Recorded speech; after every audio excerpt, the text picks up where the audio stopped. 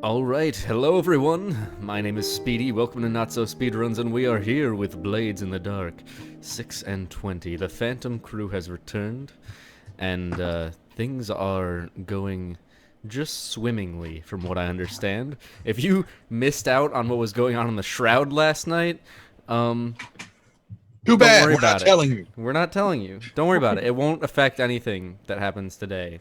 It kind of won't. And you know what? Maybe it never will. But that's besides the point. But let's go ahead and get started by going around to our cast and asking them, who they are and what they're doing here and what their favorite flavor of ice cream is. Trendane. Trendane, professional. What do I do? Voice actor, who, admittedly, there's a history of Alzheimer's in his family, so apparently this is the beginning of it. And my favorite flavor, Hocus, a whisper. Wait, that wasn't your question. I'm playing Hocus, who's a whisper kind of dude, person. Got a big decision on his face. And favorite flavor ice cream changes with my mood, but right now it's kind of like the orange dreamsicle thing, like the orange with the cream thing, and I have a 1 gallon bucket of it in the freezer right now. So with that, Madam Gandalf. It's a P. Hi. Wait, what? It's a P. It's not a beach ball. Oh, okay. There. Thank you. You're welcome. I think.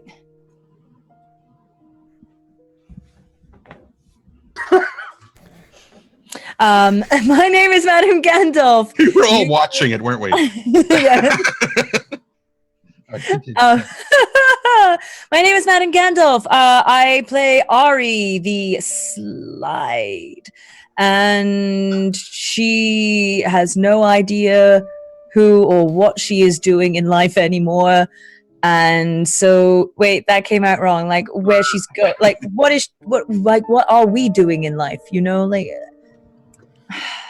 Well, it kind of works for her because she's a little bit all over the place. She's a little bit all over everyone, and she's a little bit in your face. Take it away, Joff. Thank you, Madam Gandalf. Hi, my name is Joff. You know me as Owlbare here on Twitch and over on Twitter. And I play Jinx Godifer, who is a cutter. Yeah. And chocolate, equal parts chocolate and vanilla. Louise. Hello, hi, I'm Louise. Yes, I play Sling, who's a sharpshooter, and definitely not still almost part sort of demon. Don't worry about it, it's fine, it won't come up, everything's fine. I like honeycomb. Speedy. Oh, I forgot ice cream. Honeycomb? Honeycomb Cookie dough. slash I've never mint had chocolate. honeycomb ice cream. I'm leaving. Actually, I may go with you. Maybe in New Zealand once, actually. That's a thing there.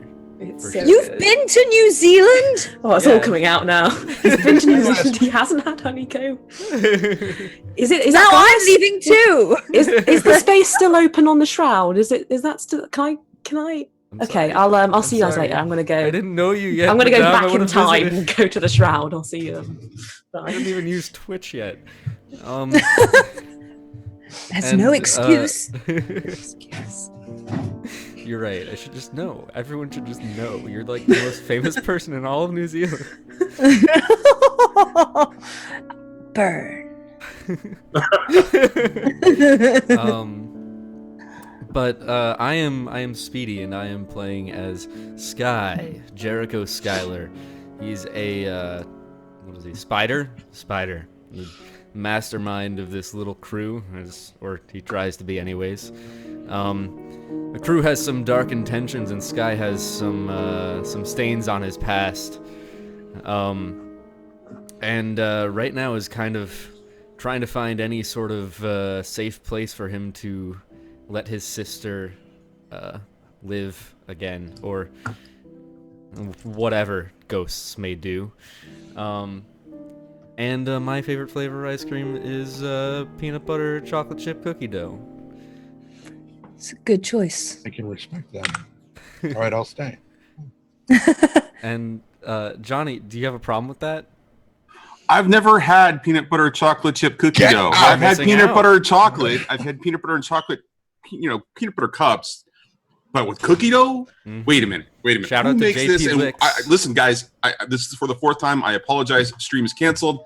I need to go get some of that right now. Can I say something incredibly controversial that will make me quit Phantom? I don't like peanut butter. In fact, I hate it. Yeah, In I don't fact, like it's the worst thing. Yeah. Do you guys like Marmot? No, and I hate Mm-mm. Nutella. All right. Well, she's gone, so don't Hey, worry no, about wait. So that. that was my ending. I just wanted to cause If controversy. they I'll be like gone, that, see that you. disgusting thing called Marmot or Vegemite, that would have been it for me. I can understand peanut butter. I like it personally, but yeah. The reason I say wait is because if they don't like it, then they are not eating my supply. I'm fine with this. That's true. That is like going to like getting a defensive. pizza that has olives on it, and you have somebody who hates olives and somebody who loves olives way too much. It's like the perfect combination because then that person gets extra olives. See, we're all friends here. Well, It all Sure. works out. it Sure. all Right. works. It's a bit of yin and yang. I'll let you back for now. All right, so Johnny, who are you? What are we doing here? Where are we? What is this? city? Who am What I? is this show? You just introduced me. I'm Johnny. What we're doing here, we do this every week. What's going on? Well, actually, you guys did amazing last week. A couple of really interesting things happened. You got introduced to somebody from Ari's past, who there was some sort of a deal made in order and for an exchange of information in regards to your cart and your goats, which were incredibly important to the suddenly returned Sling, who, is no longer with Esther, or Esther is no longer with her, and she is Esther free. And it is just this. Thank you, Mushu. It is. Mushu's happy for me. He's incredibly happy. He's excited. So with the Esther free Sling recovered, you guys went off and got a cart and some goats, and it was successful. And it involved a deal with, a shady individual from Ari's past that was really interesting and entertaining. But as a juxtaposition to that, you've got Hocus. Hocus is stepped away after some news that came from the Opera House event, surprised and sort of engaged him in a way that seemed to really kind of catch everybody off guard. Hocus basically running out and heading directly for the Spirit Wardens. With that, wanting to figure out what he can do to help the situation that appears to be developing in Bidwasha, which is the Spirit Well has slowed its consumption of spirits.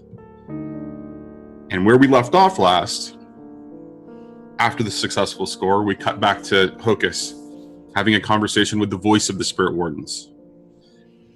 A strange exchange, because the Spirit Warden never spoke, but actually wrote a series of statements on a piece of parchment, with a second piece of parchment sitting in front of Hocus, where the actual words would appear in order for him to be able to read, easily.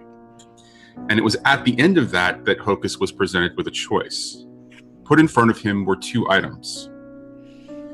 There was a dagger. One of the daggers off of the wall, which in this particular room, for the voice of the Spirit Warden, contained a number of different implements of weapons and spirit hooks and masks and other regalia of the spectral, spiritual, occult world.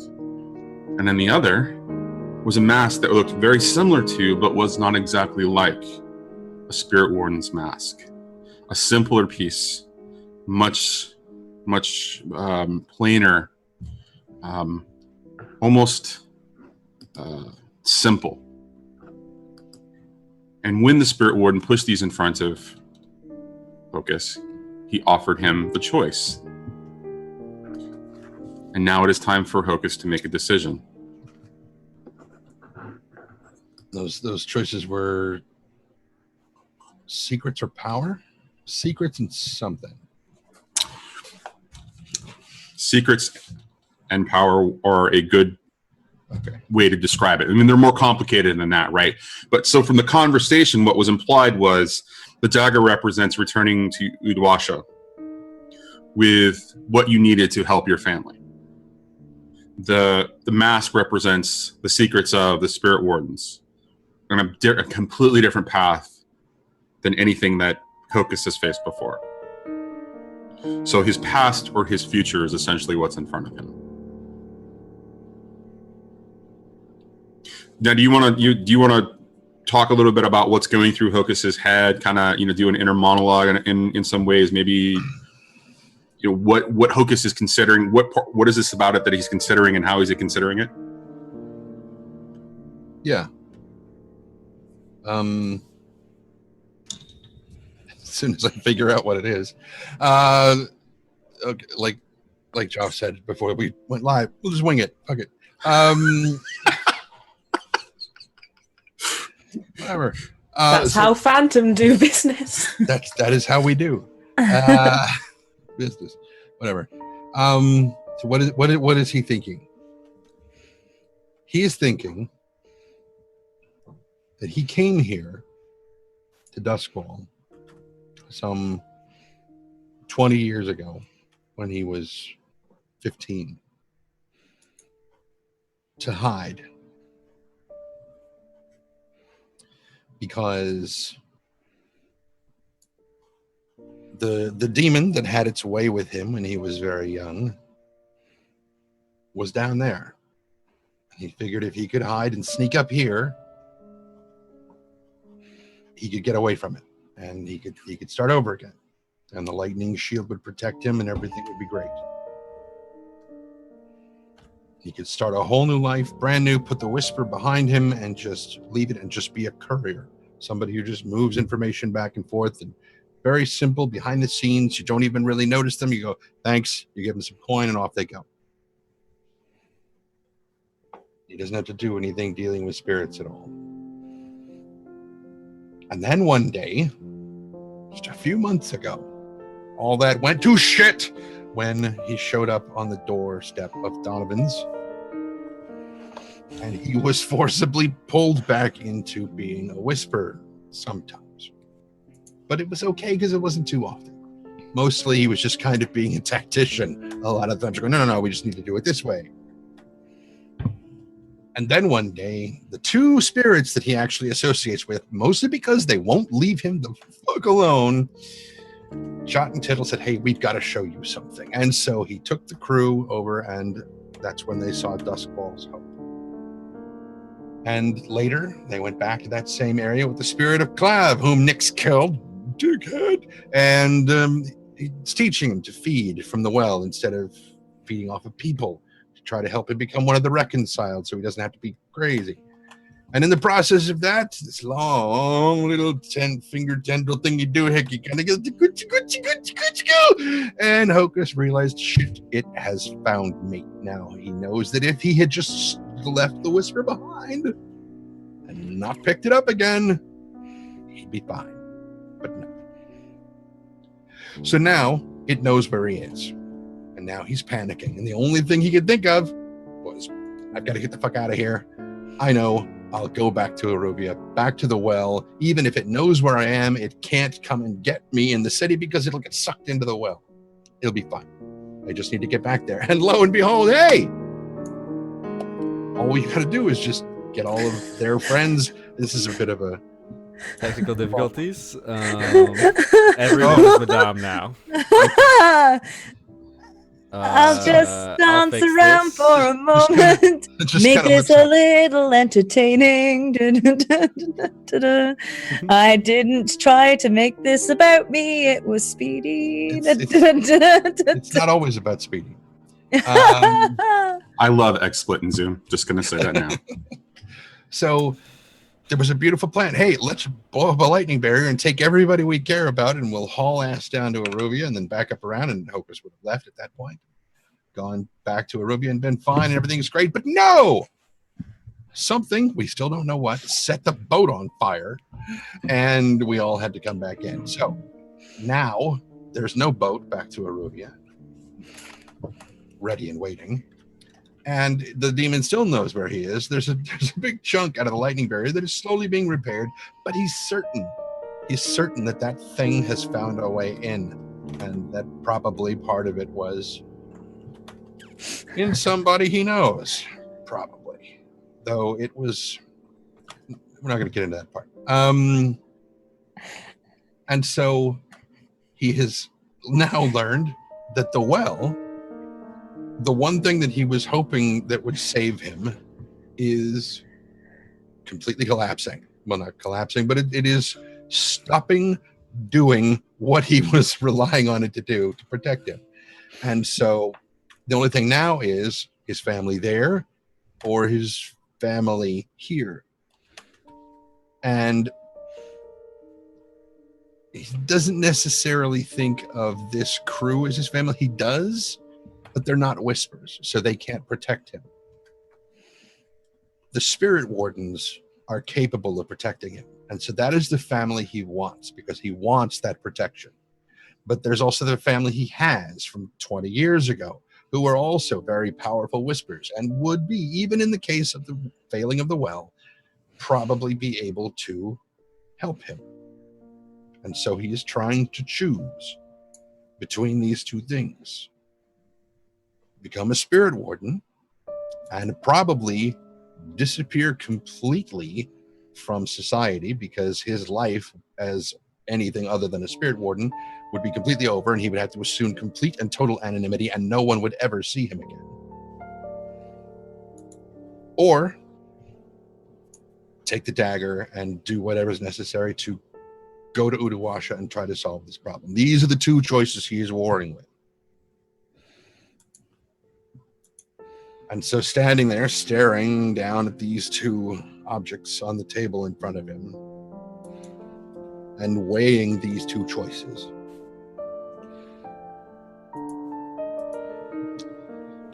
he reaches forward. And the bells begin to ring.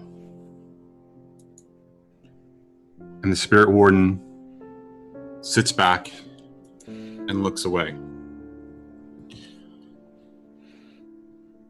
The sound is different this time. You are no longer outside the crematorium, which is the only place that the bells are even remotely audible to you or anybody else in the area, right? Because you can't hear the bells otherwise. It's only the Death Secret Crows and the Spirit Wardens that can hear them, except when you're close to the crematorium. But you are inside the realm, the domain, the setting of the Spirit Wardens. And the sound is very different. It doesn't sound just like a bell pealing. It is not a clear tone with a rhythm. In it, there are voices. Voices calling in anguish and in hurt and in surprise and in frustration. And when you see the direction that the person is looking, the spirit warden is looking, you see that he is looking back towards Crowsfoot.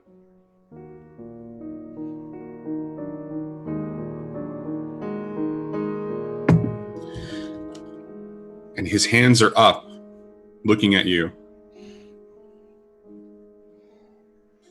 And he then grabs for the quill, begins to scribble.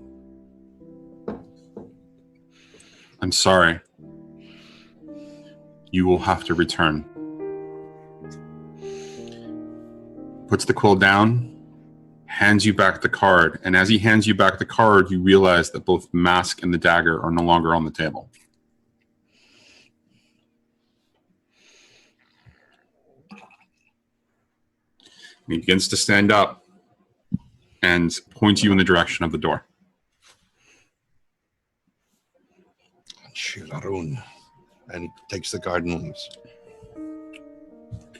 As you step back out into the foyer, you hear the sound of steps for the first time. There is clicking when he steps, not soft footfalls, but actually hard boots. You take one look back as you're stepping through the door. You see him turn and go out of sight again. You begin to move down the street just a little bit, and just for a second you think, and you look back again, And the building that you were looking at, the description of, you know, its state and its structure has changed. It is an abandoned building. It is, windows are missing from it. The door is hanging on its hinges, and inside it is clearly dark and abandoned for an incredibly long time. It is the only building in the area that looks like that.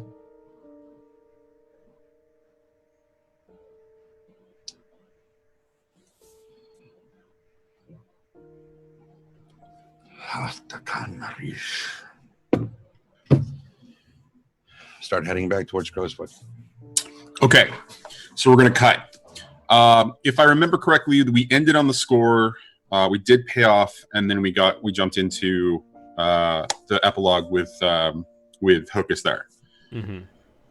All right, so we're just going to jump in and do the rest of downtime, and then we'll resolve what happens next after that in free play. What was? I don't have my notes in front of me. Let me grab my notes. What was the payoff and the rep? Do you remember?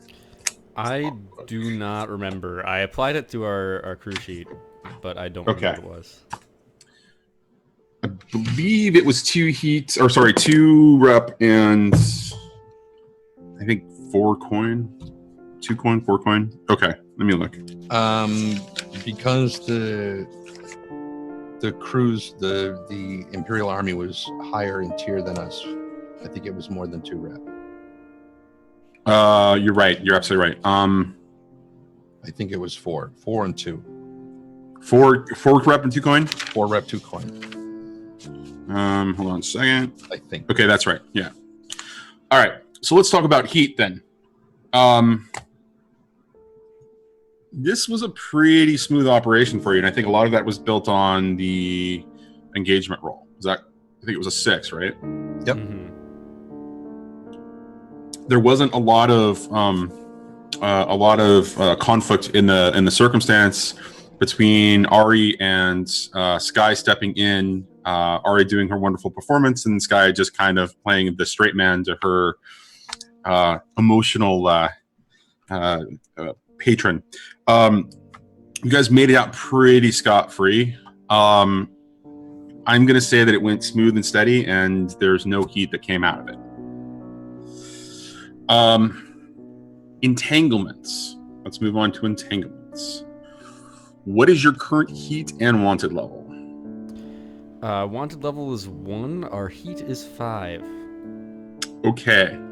As we do often, we're going to roll in secret and see what happens on the entanglements. And you'll be rolling off, or we'll be checking this against the middle entanglements table. So 1d6. Why didn't it roll for me? Hello.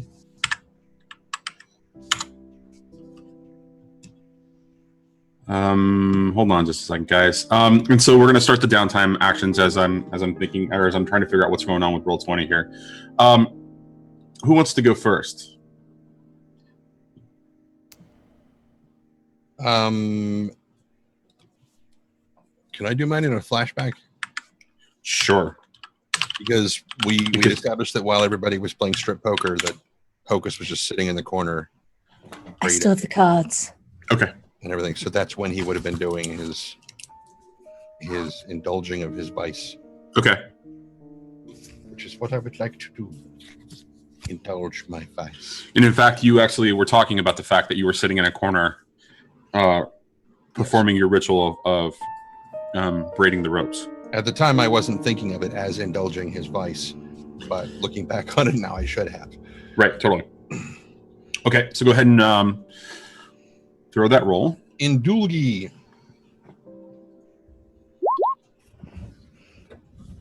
4 or 5. Sure why it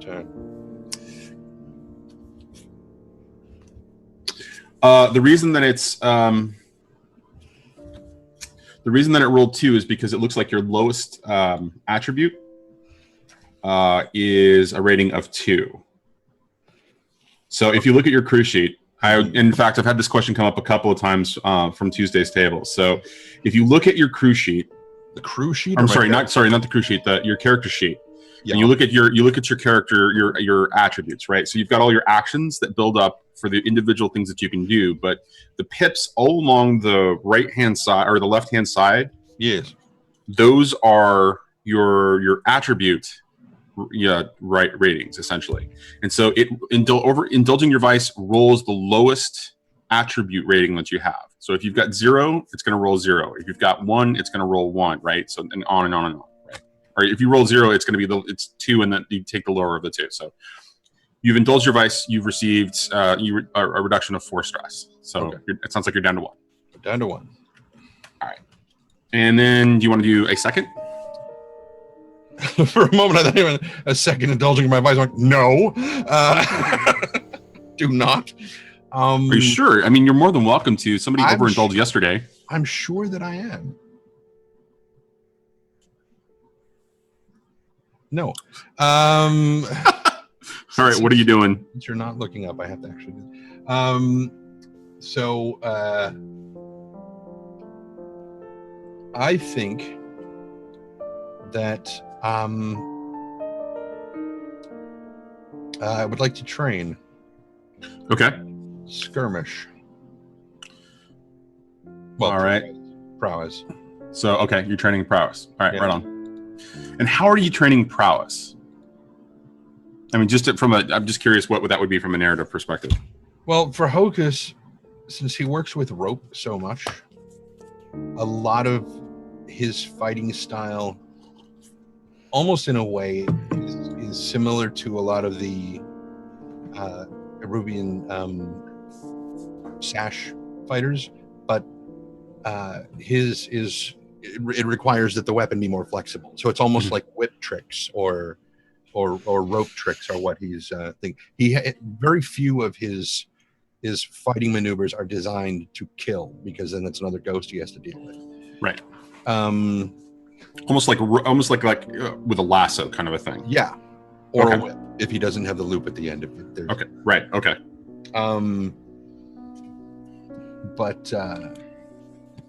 So generally he's probably just working with rope while he's sitting around, like trying to either knock specific things off of shelves, or setting up targets and trying to hit them like one would with a whip, or grabbing lassoing something and pulling it to him, or using his what is effectively a gigantic leather sap and just clocking targets just to make sure that he can hit with enough force to knock someone out if he has to.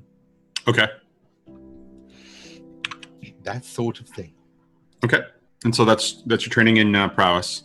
Do you want to spend a coin or a rep and train again, or do something else? How many marks does that put into prowess? Is that 1 or 2? That only puts 1 into prowess. Okay, then that'll do. Okay. Wait, actually, because of our crew upgrade, it doubles prowess. Oh, well then. It's true. 2 it is. So it's 2. How long have we had that? Quite a while. A long while. Like a long, long time. So I think the last time it's only we when did you the do level up. training, not when you do crew advance or XP advancement. Yeah, but I think the last time that we did that, I was working towards getting a level of skirmish, and so never mind. Fuck it, let's go. Okay. We'll wing it. Fuck it. All right. So training prowess. Okay. And you get 2 in that. All right. Who's next? I'll go.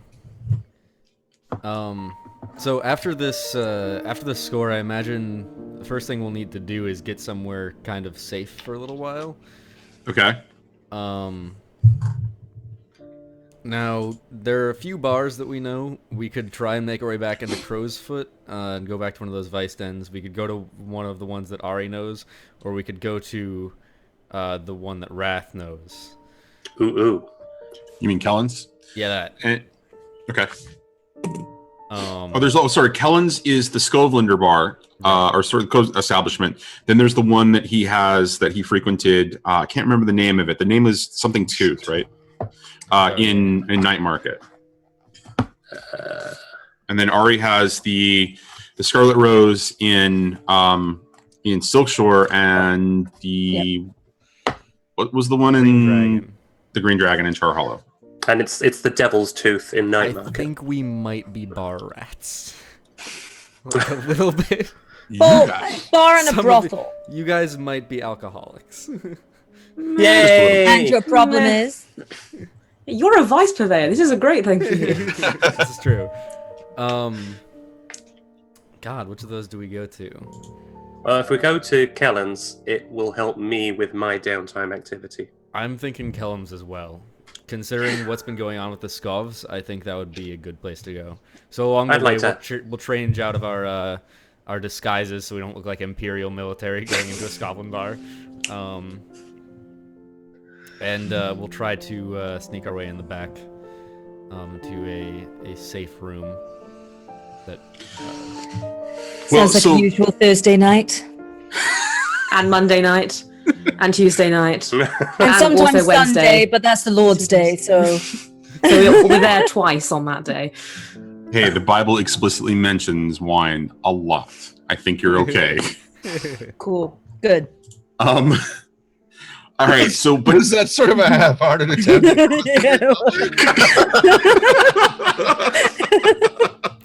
It was the most nonchalant one.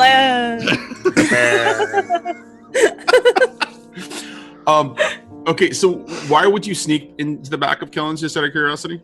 It's got a nice ass. We're just trying to avoid too much notice. Yeah, let's go in through the front. Because we want to. Yeah. Well, let's go in through the front, and not only that, but let's take our coats off and roll up our sleeves and expose our burnt-out contract mugs. Well, is that your intention, Joff? Yeah, that's Jinx, what I'm doing. when you walk in? Okay. Yeah, that's what I do. So you make it very clear that Jinx Godopher is resurfacing and then moving into the back of this particular establishment. Yeah.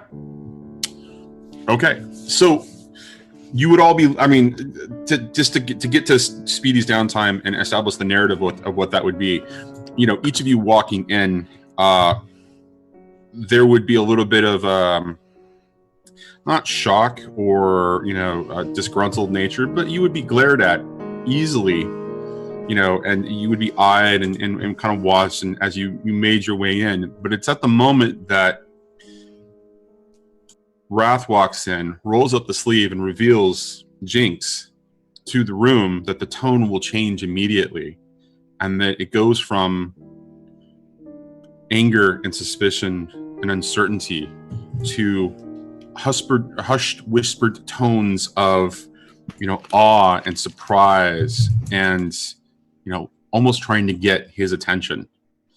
As the proprietor of the place realizes the circumstances of Jinx's appearance is going to cause, quietly escorts you quickly into the back and makes sure that you're served drinks and the door is closed and locked, with you having the key in your hand, Jinx. Is it inside or out? I was like, And all right. And what that just did, my friend Sky, is sow the seeds of a revolution. Yes. Revolution. And that's all it took. Yeah. Mechanically, also, we can do this as a separate thing from downtime, but role-playing out a conversation with some of the Skovs, because mechanically we have like 2-3 crew upgrades still to do. If we could get a cohort of Skovs who are rough and tough. Well, you've got an upgrade, right? Yeah. So and that's you want to use that as your upgrade? Yeah. Okay. All right. Because we haven't leveled up in a while. We have 3 of them that we've been saving up. you were just Sorry. waiting for to buy something also, big, it's really hard to try to decide what you want to upgrade your lair with when you don't have a lair. That's true. We're just saving for a rainy day, and today is that rainy day. It's been raining for a while. This is one hell of a rainy day, guys. Okay, fine. All right, it's all good. Okay. Okay, so Speedy, what is Sky's first downtime action?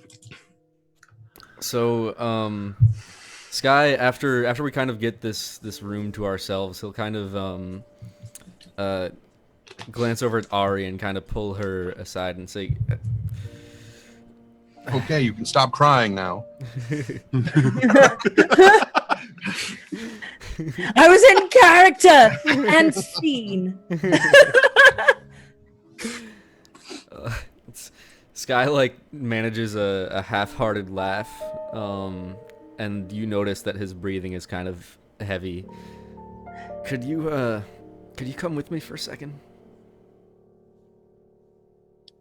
Well, okay, but we better be quick. Sky just leads you out of the private room that we're into and into the just the bathroom of this establishment, a kind of another room, and just locks the door. Wow. My, Mr. Sky, you're getting very... He's I was not unbuttoning expecting... his shirt. Turn around.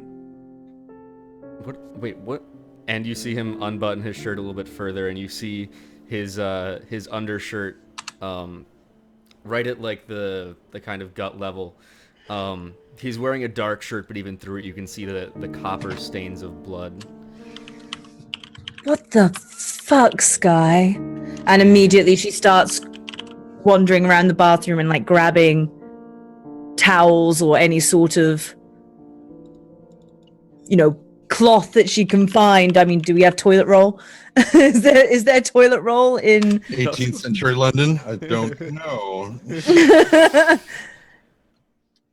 And in fact, what she'll start to do is she can't find anything, is she will literally just like start like ripping her jacket and just immediately like, come on, take that off, Sky.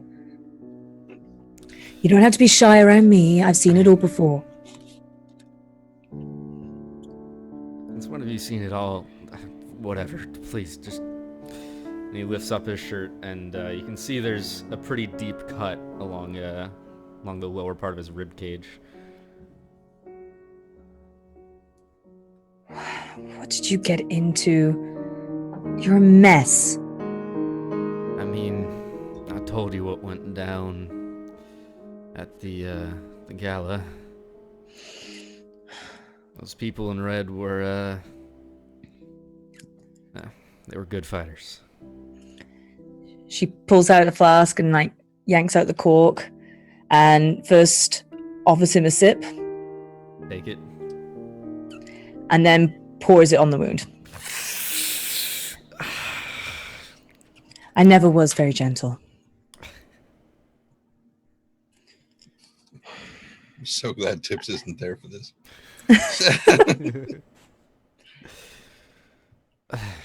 Why would you do this to yourself? You must have known what you were getting into.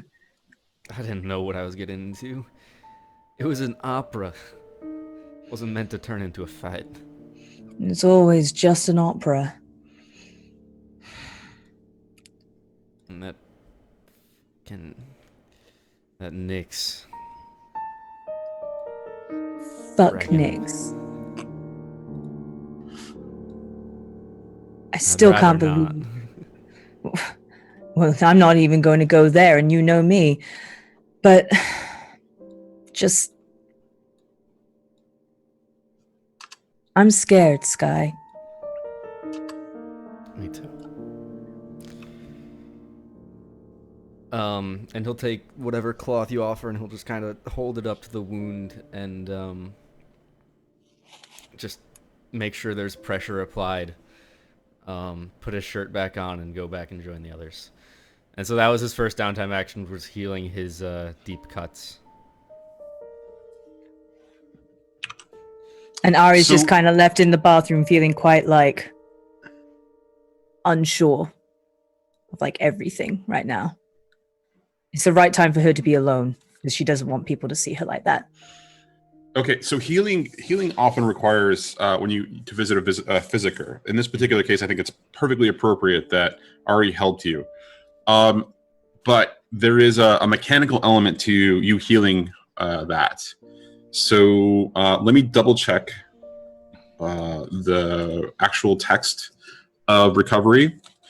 I believe it's a progress clock on your It character is a sheet. progress clock. But Ari needs to roll something in order to help Sky. So Recommend what do you dice. guys think makes most sense in that respect? Because Sway. she was just treating the wounds by kind of bandaging them up. Anybody have any ideas? Finesse? Yeah, I'd say probably finesse. Tinker. Okay, To deal Yeah. with his cold heart.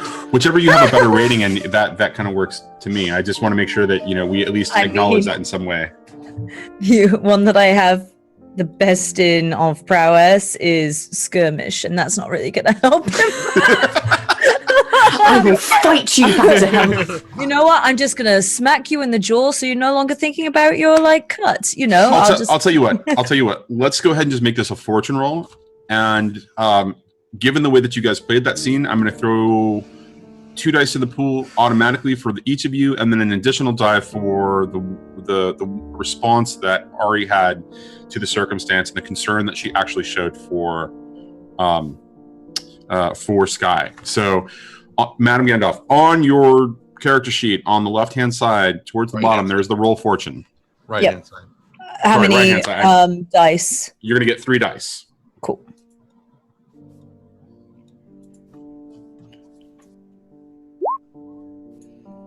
Okay. Ooh, wow. Okay, so with the crit, you are completely healed, Sky. No progress clock required.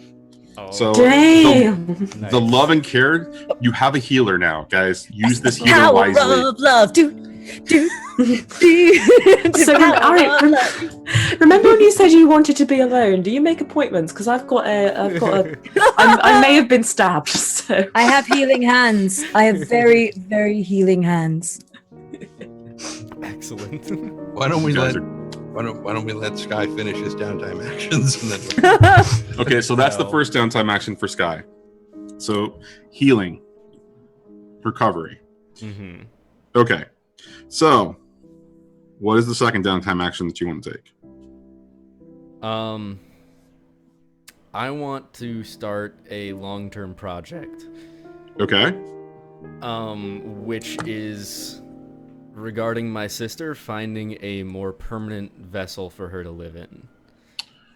by vessel, what do you mean? Because there's a couple of different ways that this can actually work.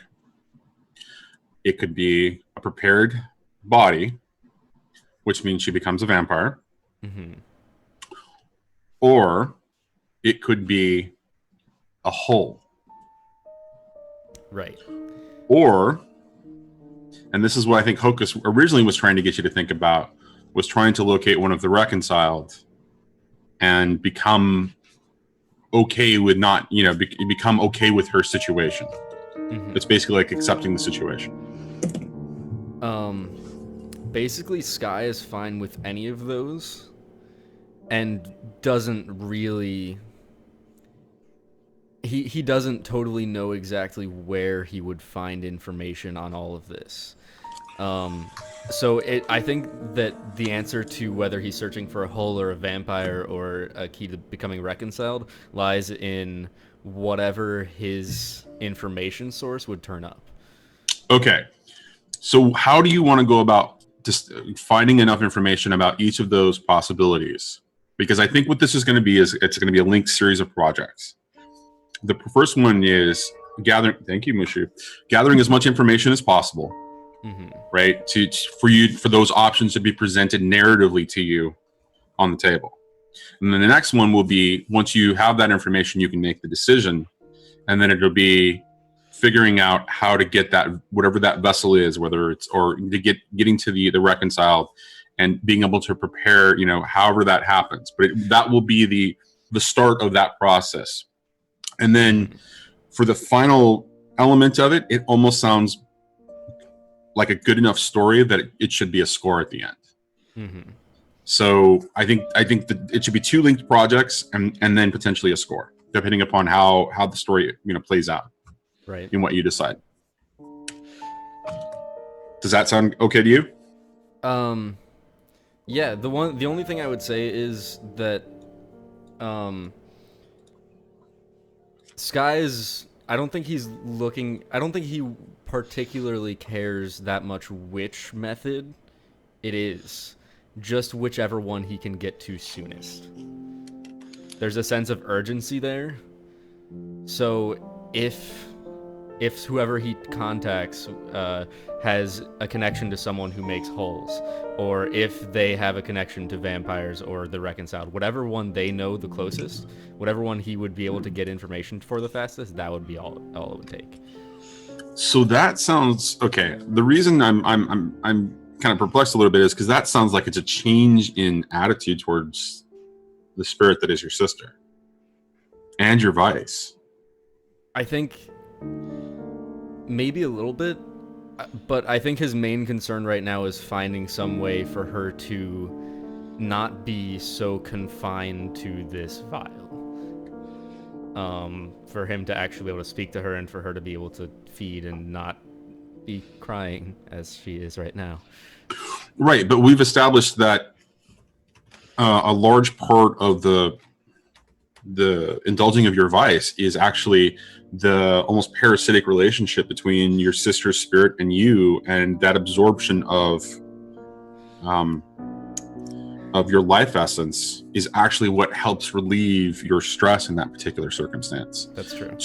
So you will be you will not only be abandoning your vice, which means you'll have to develop a new one or come up with something else, but it's also a change in attitude for the character, because previously it was the care and feeding and love and desire to take care of and keep her in that same state, to keep her as innocent as possible.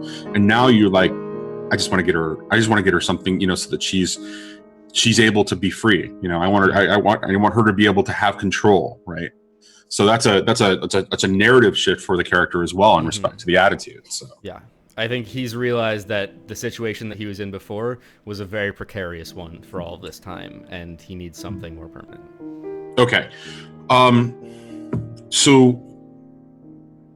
With that in mind, then, if you're okay with whatever if Sky is okay with whatever would solve the problem, this seems like a different long-term project, which is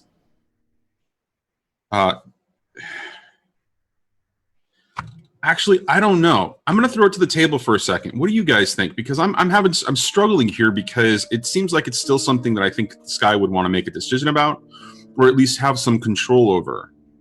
Agreed. I don't see Sky being so.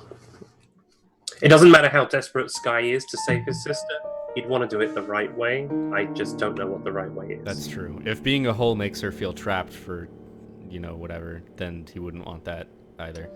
Then again, I'd argue the other point, where we've seen Sky get to such a position where he's been carrying his sister around and almost lost her multiple times. In my head, I think he'd be desperate enough to want to get her into something as soon as possible. From there, if there's a problem, develop it from there. If he has to put her in a hole and then make her a vampire. She has been constantly trapped from one place to the next. That's her story. She'll be trapped wherever she goes. Sky has kept her trapped. And in turn into the wind, and then if she's a vampire, I wouldn't have to change my vice, which is nice. Oh. Right, but that could have some other effect. That would on be you. cool. Like go. Death, okay, so maybe. do me a favor, Speedy. Okay. Before you like death. You think about that. Go read some of the things that vampires can do in the advanced playbook. It is a whole nother world of crazy. Okay. So Like death. For now, should we just start a progress clock of some kind? Well, so I can give you a progress clock that I think is appropriate. But I guess that what I'm still trying to identify is what's the appropriate way to start that. Because if you say, well, I don't know what I want her to be, but I know I need her to be something, you still have to go through the process of figuring out what that right thing is, right? And Right. I feel like I'm being asked to make the decision for you. That's fair. Right, rather than giving you the option to, maybe I'll tell you what, I have the perfect suggestion here, and chat has done us amazing before. Make it a straw poll. Oh no! That's Yeah. interesting. Yeah. I was just thinking, like, it would depend on the channel I went through. Like, if it went through the red sashes, there's a chance it could go to Marik, who just had an experience with holes and has a book about them. And Which was is working with Mr. Wolf. also true. Ooh. And has some connection to Nicholas Pendrin. Also true. Hulls are definitely interesting. And then I don't know who's a vampire in the city, but if I were to find one of those, Well, the most obvious one is currently not in the city right now. He's currently in the Imperial capital, and that is Lord Skurlock. okay. That being said, he is not the only vampire. There are plenty of them in the city. I've probably met one. But so that would be a long-term progress in and of itself, a progress clock instead of itself, which would be you just locating a vampire. Mm-hmm. Now, if you look at you look at what's going on the Shroud side, they are dealing with a connection to one of the reconciled. Mm-hmm. That would be another avenue for you to engage. You don't actually know that, but there's opportunity there, you know, and the source of that information actually happens to have come from somebody that you have a connection to, which is the Dimmer sisters. So there are plenty of opportunities here for you to start down that path. Okay.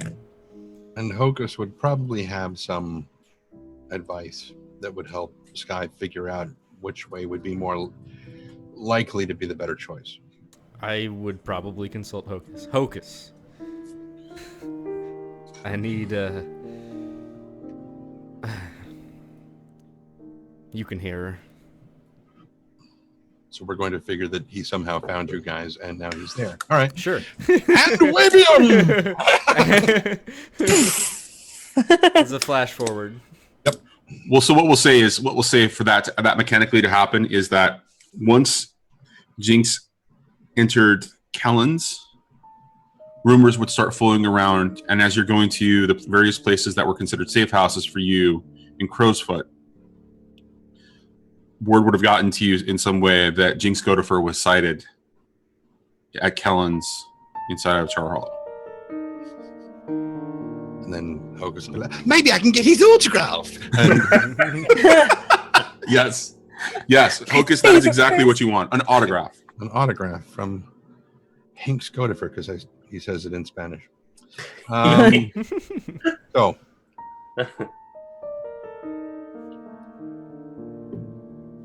What is it you need from me? I know we may have discussed this before, but we need to do something about Lyra. And I don't know that I or she can hold on much longer. What are your options? I don't know. All right. There are a few, but for as long as I have known you, you have wanted to protect her, to keep her safe. One would restore her to something akin to life, but she would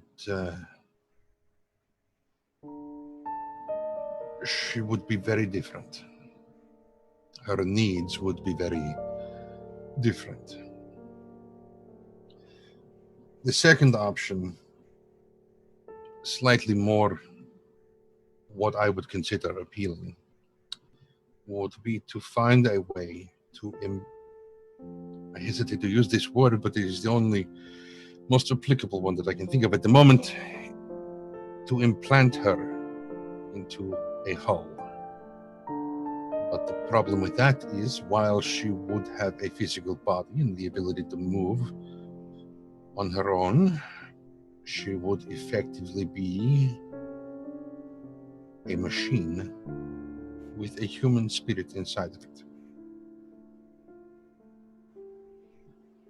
The third, and what I would consider personally best option, is to find a way to reconcile. It would allow her to remain as close to the entity that you knew as your sister, but to learn how to sustain herself. The other two options will be a sort of life, but she would not be nearly as much your sister as if she were to become reconciled. I want whatever is best for her. But I also know that we can't wait. Then, if you are asking for my recommendation, I would say find someone who can reconcile. That's what I was going to do with Clav. I was going to try to teach him to live on his own. But we had a bit of an intrusion into that. But you can do the same with your sister.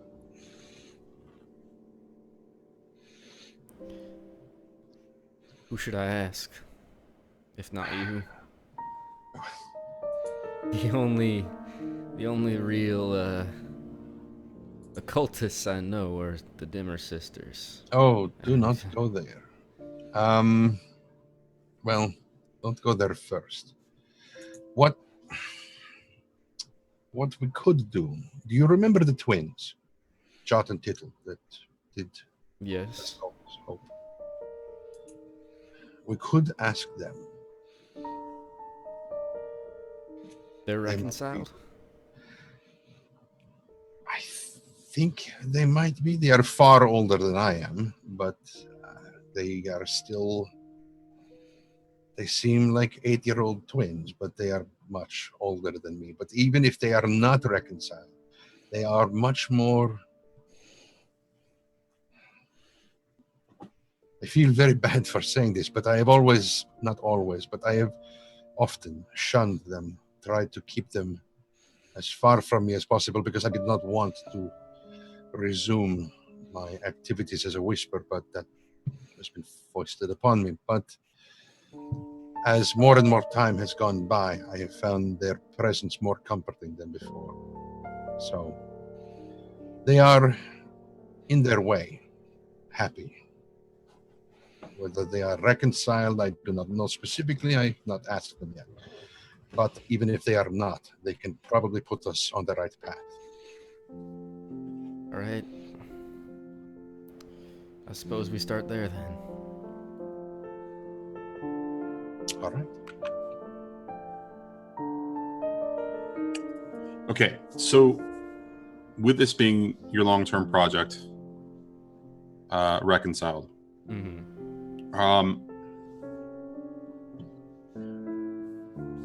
let's call it an 8-segment clock. Okay. And given the nature of this and the role playing that's going to happen with Hocus and Tittle and Jot, and then whatever subsequently happens after that, I think we're going to do the progress a little bit differently. I think based on the way that the narrative plays out, I think that's what will determine like how successful you are, what information gets revealed, how far you get down this path, and whether there's going to be any success or not will depend greatly on how the story kind of flows. So you're going to get an 8-segment clock. That first interaction is going to be your first part of it, right? So if you want to continue that as you're doing right now, or if you want to continue that right now, the maximum that you could probably get is probably another pip at this point. But it would be something to the akin of you working with Hocus to locate Tittle and Jot, and then there being a level of interaction there as well. An alternative would be that we could just roll a tune and have that determine the initial progress, and I can just narrate the results for you. So what would you prefer to do in this case? I think while generally I prefer to have the role-playing aspect of it, I think rolling a tune and then also potentially doing some amount of narrative aspect to it as well would be best. If only because a maximum of 2 pips doesn't sound as appealing. Well, so no, it's not a maximum of 2 pips this time, right? I mean, it's a maximum of 2 pips this time. It's not necessarily a maximum. Every time you attempt to progress this, it will depend largely on how the role play plays out. Right. It would be something where it would be from between 1 and 3. Mm-hmm. I would also caution to say you need to be careful in trying to expedite this, right? This isn't something that's going to be very simple. This is a long process that's going to happen over, I mean, it may not necessarily seem like a long process, from a mechanical perspective, but it actually is something where you're actively trying to get her to become reconciled. You're trying to solve the situation so that yes, I know. Damn it. You're attempting to solve something very mechanically, very quickly that actually is a core component of your character. Yes. So that's the place where I'm like, is it the right thing to do or not? The part of it is also I don't want to be taking up too much of the time we have here role playing something that is kind of exclusive to me. So we make it a one shot. Yeah. You and me. That's also an option. And guess what, guys? Halloween's coming up. Could be an interesting one shot. So how about I'll make this suggestion then. How about we make it an 8-segment progress clock? Mm-hmm. We'll roll in respect to information that you can gather about doing this, and then we'll play out the results in some way in the game, whether it's in a one shot or it's before the end of the season kind of a thing. Okay, will do. All right, so with the 8-segment progress clock,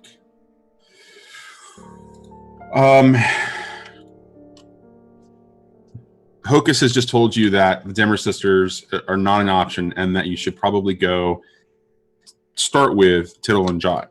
Mm-hmm. How do you want to approach that? Like, how do you want to? I mean, this is where it's where I wanted to go narrative with it and wanted to kind of RP it a little bit, because Tittle and Jot are really, Trendane's creations for Hocus, and so really it's all his influence on that as well. So. Yeah, I mean, Hocus would be the one who knows where to find them, but Oh no, he wouldn't. Better than me. Okay, there. They are very ephemeral in his life. They are often in night market, but he runs into them all over the city. Mm-hmm. Which would be indicative of the fact that they're probably reconciled in some way. Right. So, first, I think they would go to night market and hope that they would find them just wandering the streets if Hocus could sense them in any way. If they didn't appear in any reasonable amount of time, Sky would go to Duskfall's Hope, the painting they showed us, which is no longer there, but he would go, and he would say to Hocus that he's free to go, and Sky would just sit at the painting attuned for a few hours at least, hoping to see them. Okay, so why don't you go ahead and roll us in a tune, and depending upon the success of your roll, will determine what you get or whatever, and you will get an additional die specifically because you brought Hocus along with you. Okay. Cool. No position, no effect. Mm-hmm. 6. Okay, a 6. So that is 3 segments on the clock. 1, 2, 3. All right. So initially, when you go and you head into night market, Hocus is not able to pick up on them at all. It is an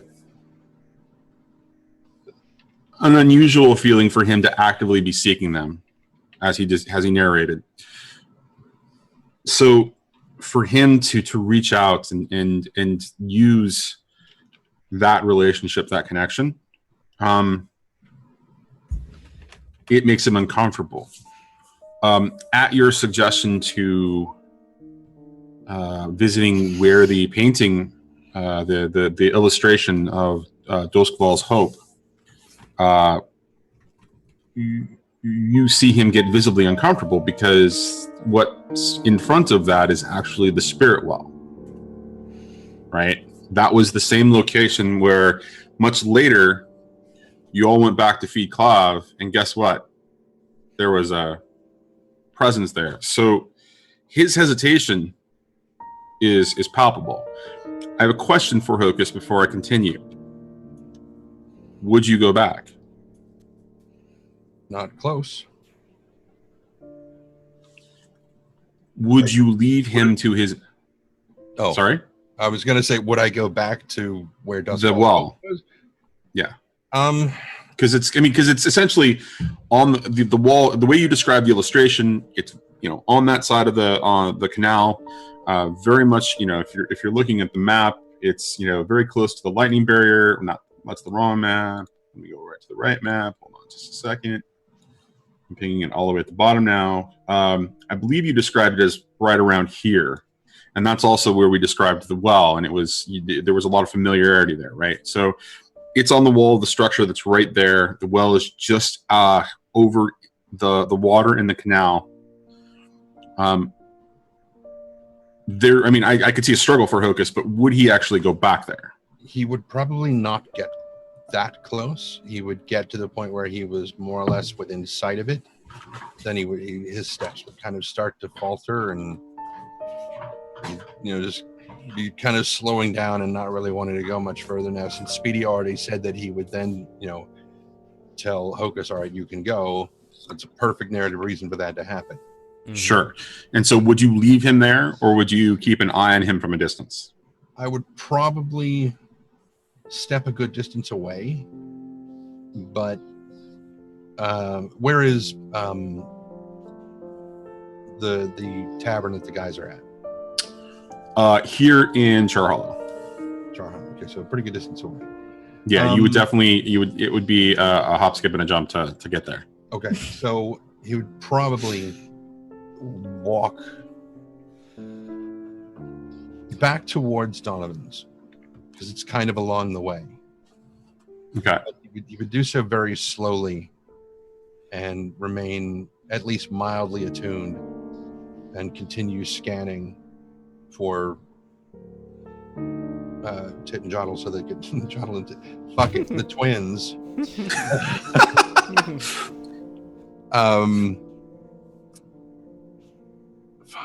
So that he could tell them, hey, you remember my friend Sky? He's waiting over at the wall where you did Dustfall's Hope. He needs your help. If you guys can go and talk to him. Basically, he's heading back in the direction of Char Hollow and keeping an eye out for the twins in case he sees them and can send them back that way. But he's walking slowly. Okay. How long do you wait there, Sky? I mean, how long would you be patient and wait there? I think he would wait there for as long as he has to. As long as his body can physically stand it. He might fall asleep, even. Just sitting there, legs crossed, sitting against the wall. Okay. So they never show up. And you may have sat there a day and a half, 2 days. They never show up. But when you get back into the presence of Hocus, that's when they start speaking to Hocus. And they start pestering him the moment that you kind of step into the room. and it's overwhelming for him in the normal way that kids would be, harassing him. And Hocus's patience is very thin as it is right now. And with all of that, his frustration or not overboils. It just boils over and just kind of like, it's overwhelming for him. And it's at that moment, his energy is up, that for the first time, you get a sense of their presence. Like they're making sure that you can feel it, that they are there through them or through Hocus. Like his experience, his frustration, he is the conduit for that. And you attune then to that. And when you speak to them, at first it's complete nonsense. It's frustration, it's nonsense. It's children just trying to play with you. Right? Teasing you, talking about your sister, not in a negative way, but the things that kids do. But through all of that, you begin to get a sense that is actually how they stay in whatever state it is. That they are embodying the best of who they were, the most of who they were, the light that they were. It's what keeps them sane and keeps them men, is to play and tease and be twins and do little tricks that twins do, to trick people, kind of a thing. Right? And so it's through their play that you begin to understand that in order for Mira to really get to this point, you have to help her figure out how to do that, whatever that is. And they don't tell you this. And it's only after you spend a fair bit of time talking about the experience with Hocus that you both come to this conclusion. That there is something that the reconciled do. There's something that they, whether it's intentional or unintentional, that it is their core characteristic as a being, whatever their core component of their personality was at the time of their life, when they lost their life, that is an important piece of how they stay whole without needing the external, life essence, to feed a hunger. The hunger goes away because they realize, or they intentionally or unintentionally, consciously or subconsciously, that is what they need to do. And what it leads you to believe, as the two of you begin to reflect on this, is that now you must actively seek out more reconciled. You need to understand the difference of circumstances so that maybe you can help your sister figure out who she needs to be, or help her be who she needs to be in order to find peace. And that's the 3 segments on your clock. Cool. All right. You good with that? Yeah, I'm good with that. All right, excellent. Now, so that's 2 downtime actions for you. Do you want to spend coin or rep and do a third? I actually have an ability that I took before calculating extra downtime actions for me or another crew member. I'm gonna hold off on it right now because I want other people to get to their downtime actions first. But all right. That plus one of our cohorts gets to make a downtime action as well. So just keep that in mind. But I'll let. Okay, but so we're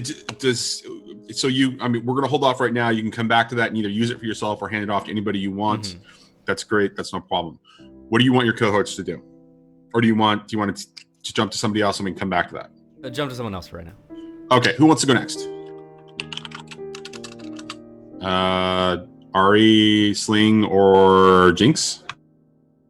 I could go, but mine is going to be freaking epic. Save yours for last. Doesn't mean it'll Save be long. yours for last. Does not mean epic long. It just means I've got a crazy idea. Mine should be relatively quick, so we can do mine. Okay, that sounds good. Cool. The first one, I want to train in resolve, and I want to train in resolve by doing a little flashback to not to any particular point in Phantom, but to a particular point in the Shroud when some certain letters arrived. And I want to train in Consort, which is consorting with connections from your heritage, background, friends, or rivals to gain access to resources, information, people, or places, blah, blah, blah, blah, blah, blah. And I'm sending a lot of letters to a lot of people that are detailing a lot of things. Which had a bit of a stir for them last night. You did very well with that. That was brilliant. Thank you. I got some choice messages afterwards. There was some unsettled thoughts there. They didn't know how to quite react, and I think you did a phenomenal job with that. Good job. I had like half an hour to write them, so I was like, "Well, here we go." Nice. Okay. So you're training. Can I use that as my training in Consort, writing those letters and sending them off to them? Oh, absolutely. That is a perfect example Beautiful. Nice. Wonderful stuff. And then I also, something that happened in this Shroud, I'm in a little bit of pain because I may or may not have been stabbed. So right. Really what did we talked about that. We talked about how when the blade stabbed you in the shoulder and it was removed, it began to heal almost immediately. Where did that leave you harm-wise, though? I am currently at level 2 harm. I was at level 3, but it got brought down because of something somebody did that I don't actually remember. I thought it brought down to level 1 as well. Oh, well then. I think I won't argue that. That'll be fine. That's great. That's awesome. Wonderful. I think there were 2 crits that were used, or there was something that was done where it was brought down to a level 1 harm. So I imagine it's probably. Oh, that's right. Okay, so if I remember the description correctly, you were stabbed, and when it came out, it began to heal immediately, and so it went from level 3 to level 2, and then it again went to level 1. And when it went to level 1, you were basically kind of banged up and bruised, but there would always be a scar on your shoulder, and that scar would also sever one of the lines on your body. Okay. At that point. Okay. Would I have noticed thus far if that severed line has had any impact on me living a normal life? Or is everything fine? I think everything is fine right now. At least your perception of fine. Okay. I would have a very low perception of fine. Well, I would say that we should, if it's going to have an effect, I wouldn't put it on you. I think we'd have a discussion about that, because maybe that's some element of like the devil's bargain that was talked about, right? Okay. So we can talk about that privately. Okay. How would you go about getting healing? I kind of suggest you go to the healer of the group now, but I can't think I might. I think I might just. I'll book an appointment. Okay. For you, Sling, you don't need an appointment. Alright. Let's book this tavern out. Okay, so like before, we're gonna do 2 dice in the fortune roll for Ari immediately, and if you guys want to role play it a little bit, I'll throw you an additional die. Oh no, Ari! I have been stabbed. Oh no, please help me. Oh, thank you. Ow, it hurts. I have a scar. I think that's like 3 extra dice right there. That's like top tier roleplay. Wait, you guys were role playing? I totally thought that was real. You both are fired. You get a die. Go roll the damn thing. Woo! All I'm gonna say is, if she does lead Ari also into the bathroom right after Sky has just taken her into the bathroom, she's gonna be like, "Today's my lucky day." So okay, is that 3 then? Yeah, it's 3. That worked. You let us get away with way too many things. You're fired. You're fired. You're fired. Get out. You're fired. Nice. Nice. It was that roleplay. It was that amazing roleplay. Okay, so I think I'm now officially a cleric, guys. you are very much a cleric in this particular case. It's pretty awesome. So that is 3 slots. So you're at level 1 harm. That is 3 of the 4 progress clocks. So the next time that you engage a healer of some kind, Madam Gandalf, you will be healed completely. Yeah, but I'll still have a scar and a ruined. Well, yeah, the scar is something that we should talk about offline. But yeah, it probably relates to that devil's bargain in some way. Okay. All right. So do you want to Such spend a touching coin? scene. So best we've ever done, I think. That's going to go down in the history of Ari and Sling moments. Hashtag shipping. Hashtag shipping. 6 and 20 fan fiction coming soon. There are so many different ones. It's scary. Do you want to spend coin or rep and do a third time action? I'm noticing that there's a clock that's disappeared, and I don't. Which I don't know clock where has it's gone. disappeared? It was the one of Sling's past and finding out, because we got to the stage where we found out that everybody from my past knew I was here and were looking for me. That was the ultimate result of that particular. Oh well then. So you know that you are being sought. Absolutely. Great. In that case, I'd like to very quickly start a new clock where I find out who and why. Okay. How do you want? So, well, actually, there was a bunch of information that was revealed in that last reveal, right? I believe it was that Loman was actually actively seeking you. Mm-hmm. That he was now the leader of a gang, a faction of some kind in Very Tychelosi. violent one. A very violent one that was currently in a turf war I'm so around proud. the rail station in the main Tychelosi city, which we haven't talked about, and we should probably talk about as well at some point. But in those particular circumstances, you got that he was actively sending people out to seek you. Mm-hmm. I would like to find out if that's good news, like yay, or that's bad news, like please don't kill me. How would you go about doing that without returning to Tychelosi or Tychelos? That's a very good question. Run around Dustfall. Are you here to kill me? Are you here? I'd like to start by finding out who it is that's actually seeking me out, and I'd do that by using. Hang on, I need to open my thing again. My kind of hunt and survey skills, where I just kind of do my normal day-to-day things, but I'm on the lookout for anybody that is taking particular interest in either general Tychelosi women, or me in particular. Okay, so here's what I'm going to do then. I'm going to make it a 4 segment progress clock, because there's actually a very simple answer here. Oh dear, that's good. Well, yeah, sure.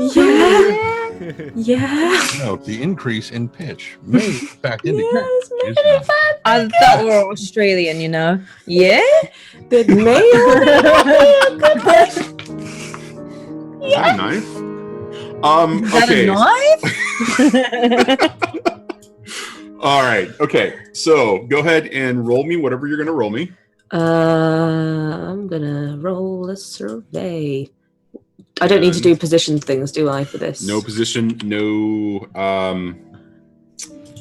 position, no effect. You are going to get an additional die on this first roll because this is building off of a previous project.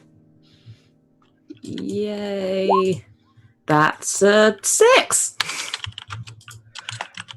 Okay. So, again, next time that this actually progresses, or you engage this, it will be complete because you have progressed it 3 out of the 4 segments. So it's your friend that works the rails that gives you the first one that's clue. in jail. He's in jail. Is he in jail? He's in jail. Yeah, He's one of our friends. So. I thought okay. Yes. I don't remember that. Okay, my notes are incorrect then. All right, so that wouldn't be the case that you would get it. I was going to assume that he was Oh, it wasn't maybe him. He's not in jail. No, he's in jail. He's in jail. You're perfectly fine. At the train tracks. Okay, so in What exploring friend? around the railways, around the rail yard, you see that there are various little stations or areas where things like the post comes in, where there is like there is a sorting of information for the ciphers as well. There is cargo setups for receiving other types of goods that represent, coins and banks and that kind of a thing. And so as you're kind of, snooping around and paying attention, in one of the more, I would say, locked down areas, you're able to glance into a window and see that there is a set of wanted posters on the back wall. And one of the wanted posters actually represents Sling. A very old description of Sling. It's a younger version of Sling that is sketched inside of the Bye. so yeah, an older version of Sling, a younger version of Sling, essentially, and the amount, the value on there represents about 10 coin. So an incredibly significant value for you. Good. I'm worth something. Information or retrieval alive of the woman known as, and what would you be known as in Tycherosi? Because you're not Sling in Tycherosi. No, I'm Keller Markden in Tycherosi. Oops, a daisy. Cool. Awesome. Good news. Great. Got one. Man, it's a good thing Sky didn't see that. Like a couple months ago. It is a very good thing Sky didn't see that. Ooh, haha. Okay, so there is a sign, or there's a wanted poster for Sling, right? Representing 10 coin, alive, information that leads to the capture, or leads to the obtaining or capture, or however you want to describe it. I'll come up with a better description later. But yeah, you were wanted alive. Good. So he can and again, the later. picture Better than dead.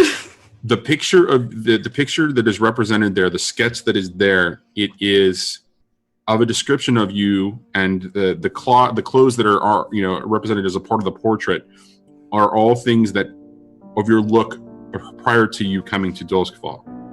I'm assuming that Sling changed her look when she changed her name. There'd be a very big change. In the picture, Sling would have long hair. Okay. So that represents her then, and the difficulty in finding you.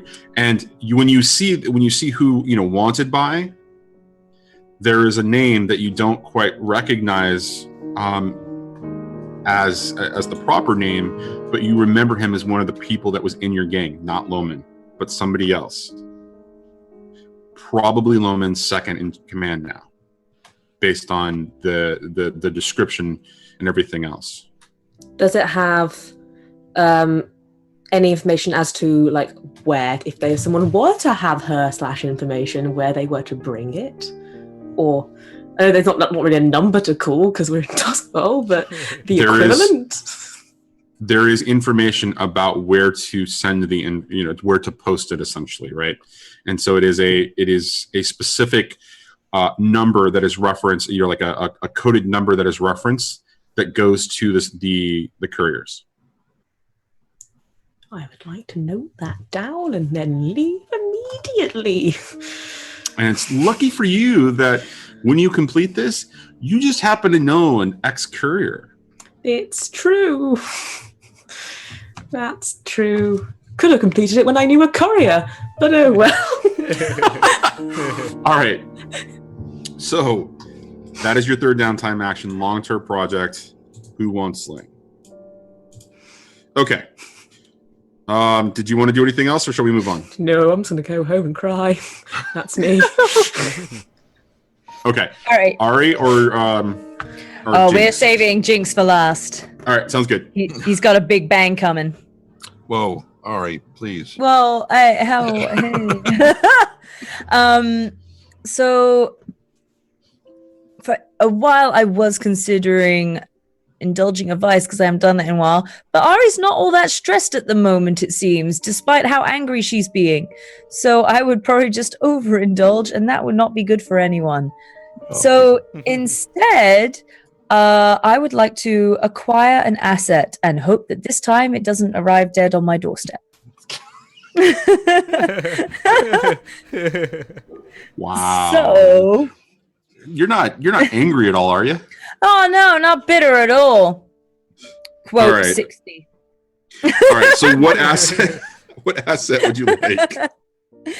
I actually would like to see if I can get as an asset the purveyors or the owners of Coachella.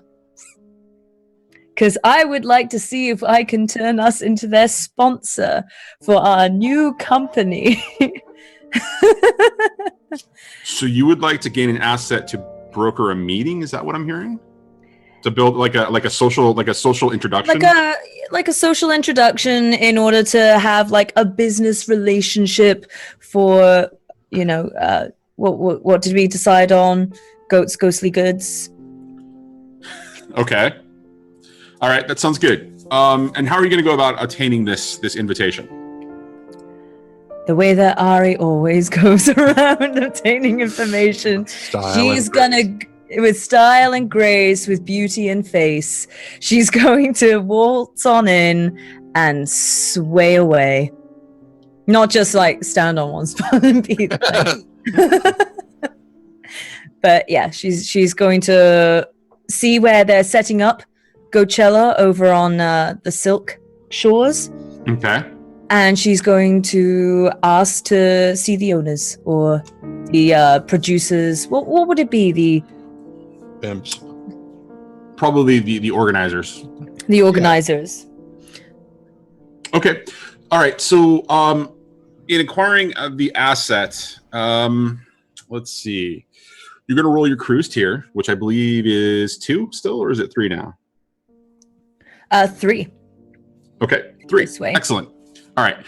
So go ahead and I believe there's a roll tier button on the character sheet, or is it on the cruise sheets? It's on the cruise sheet. If she doesn't have access to the cruise sheet, I don't remember. You can just roll a fortune roll, and we'll just throw 3 dice into there and see what that does for you. Okay, I'll do a fortune roll then. Okay. So yeah, 3 dice, was it? that's correct. Cool. Doop. Come on, we've had 6s in at least each one. Keep with it. We've got that RNGesus on our side today. Come on. Oh, it was nearly a 5. Nearly. Okay, so 4 to 5 is standard. So you get this is a tier 3 asset. It is an introduction to the organizers of Coachella, which will include dinner and drinks on them, as they have heard, they claim to have heard about your business and organization prior. So they are more than interested. They have. I don't trust them anymore. That's exactly what Coachella is like, though. So you've essentially created this introduction. Now, so if any roles come up in relation to this, when you decide to actually have this meeting, that's what the asset will do. Is it'll help build your dice pool for that particular role. Okay. Cool. See, we're getting our business off on good standing, guys. We're starting a concert. What are the Shroud doing? People. All right. So that's your first downtime action. Good job. What is your second downtime action? How much heat do we have on us at the moment? A good bit. 5. All right. 6. I'm going to try and reduce some heat. And this time I really hope I don't fuck it up, because every time I try to, I fuck it up. Well, you've been healing everybody else. It's time for you to heal the crew. Yes, So there we go. That's exactly it. All right. So how are you going to reduce the heat? What are you going to do to accomplish that?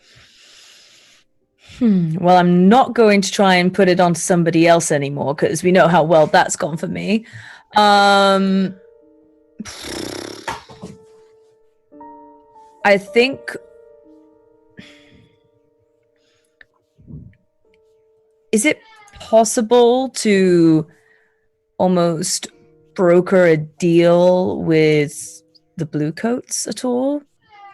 Or to like pay a fine or things like that? Or Mushu liked the first idea. broker a deal? Well, so what? But what are you trying to do? Are you trying to when brokering that deal? What is the ultimate like? How are you Turn a blind eye. Turn a blind eye to what you guys are doing? Yeah. Okay. All right. So why don't we and where do you want them to turn a blind eye to specifically? I mean, is this something where you want them to ignore your previous activities? Say, for example, the Jesus Mushu. You know those bodies that showed up at this place? How about we forget that those ever existed?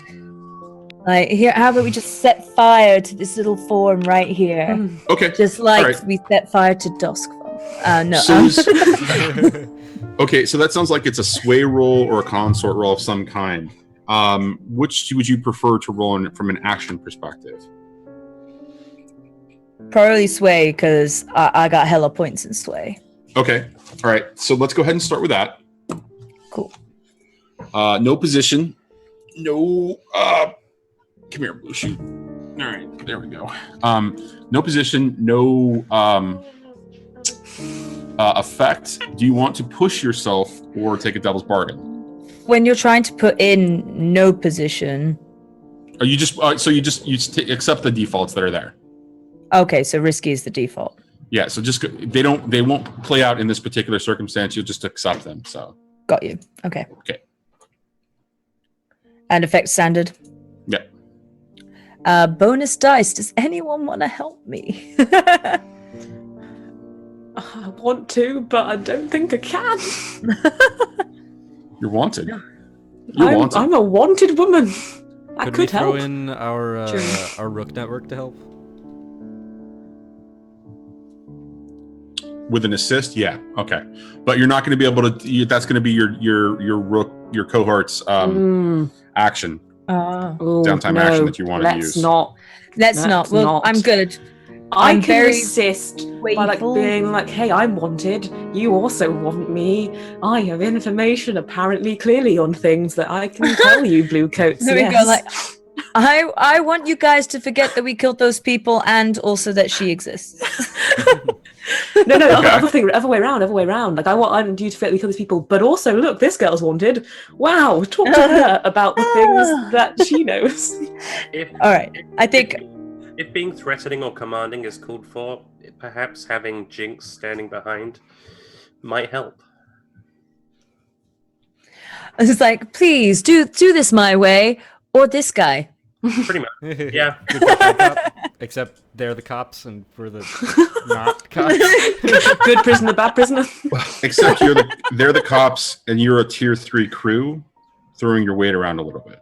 Yeah, they can suck it. That is definitely the way to look at it. And the good cop, bad cop thing does apply, but it's more like you're talking to a dog. I should definitely not be at this meeting. I'm just like, suck it, come on, fight me. All right, I'll just give it a go as is, because I feel like I'm just making my case worse by saying like, hi. Okay, go for it. All right, so let's go. Come on, RNGesus. Oh. Wow. Yes. Okay. Jesus. So, what is this day? Oh, it was a good day. This is actually good. Rolls. This is actually good. So, with that, you reduce your heat by 3. So, that pretty much brings you down close to the bottom. You still have a wanted level of 1, which somebody's going to either have to go to jail or do something like that. But that's a separate thing. So, good job. And that is your second. That is your second downtime action. Do you want to take a third? I mean, I really want to play strip poker again, but I'm just going to say no, it's good. Okay. All right. So I know that Joff has got a bunch of things queued up for Jinx. I have a question for Speedy before that happens. Are you going to give anybody else, or you yourself take that third downtime action, or are you going to hand it off to Joff? Joff, do you think you would use 3 downtime actions? Or you could use 3 downtime actions? Yes. All right, then I will give that one to Joff. There's also the cohort one though. So excited. Okay. Which I would like to use, if everyone is okay with it, to try and figure out more about the people in red and the number 26. Okay. And how do you want to go about doing that? So, obviously, our Rook network is the purveyors of vice dens, so they're the kinds who hear rumors of all sorts. Particularly, I would want to ask those who are around Brightstone, where the gala took place, and try and see. I imagine there's a good chance that either before or after there were some people who attended the gala who went there, who might have some more information, who might have experienced these people before, or have more of an idea of what this event was actually being held for. That's a pretty loaded amount of questions to go into this. So that sounds like it's going to be at least an 8-segment clock. Okay. That's fine. And it might be a connected series of projects, even at that. Okay. All right. So you're going to start with rumors and hearsay around the drug dens using your rooks. Okay. With that in mind, here, let me fix the clocks just a little bit so I've got a little bit more room to grow with, because there's so many damn clocks now. With all... Okay, Mish. With that in mind, God damn it, cat.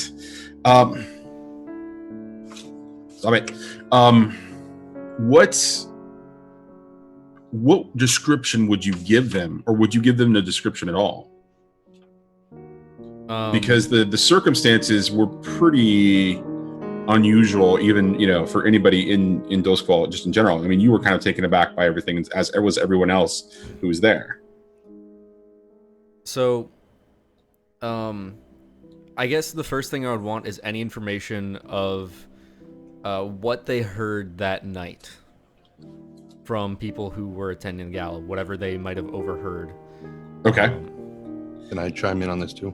You sure can, because it's the cohort, so it's everybody. Specifically, people who were probably at the gala and were freaked out and needed to dissociate from reality. Fractured as it seems to be right now because of fucking freaked out shit that they saw, and who would then be in an altered state and easier to ply said information from. Okay, that works. So why don't you go ahead and roll for your cohorts? Okay, that's a tier roll, right? That is a tier roll. Any bonus dice? Well, let's talk about that. I think the description that you would have of them would be pretty significant. So I think that plays in your favor. Not only were you incredibly close to what's being called the Red Dwarf, but you were also incredibly close to the Willowy Woman. And you were also at their staging area as they made their exit.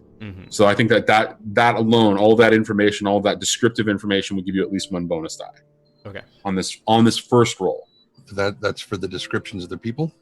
That's for the descriptions of who he's looking for, yes. Okay. What else? What are you thinking, Hocus? The partial context of having overheard them say, "Don't worry, we will be 26 again." Okay, so how does that play? I mean, that's a pretty vague reference. It is, but it gives in comparison to everything else that's going on.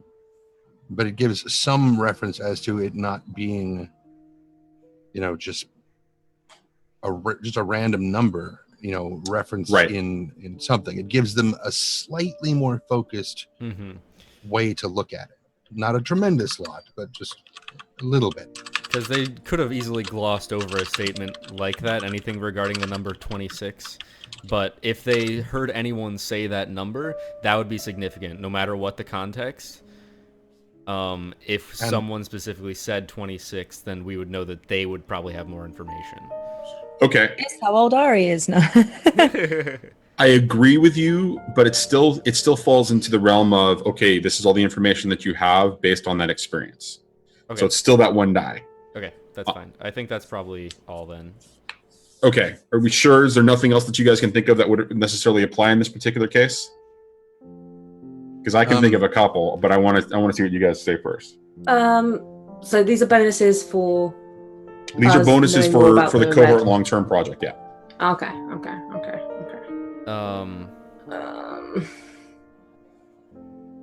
Where they went. What do you mean? Like the man in white. We know that he left and went out to the Lost District. Right.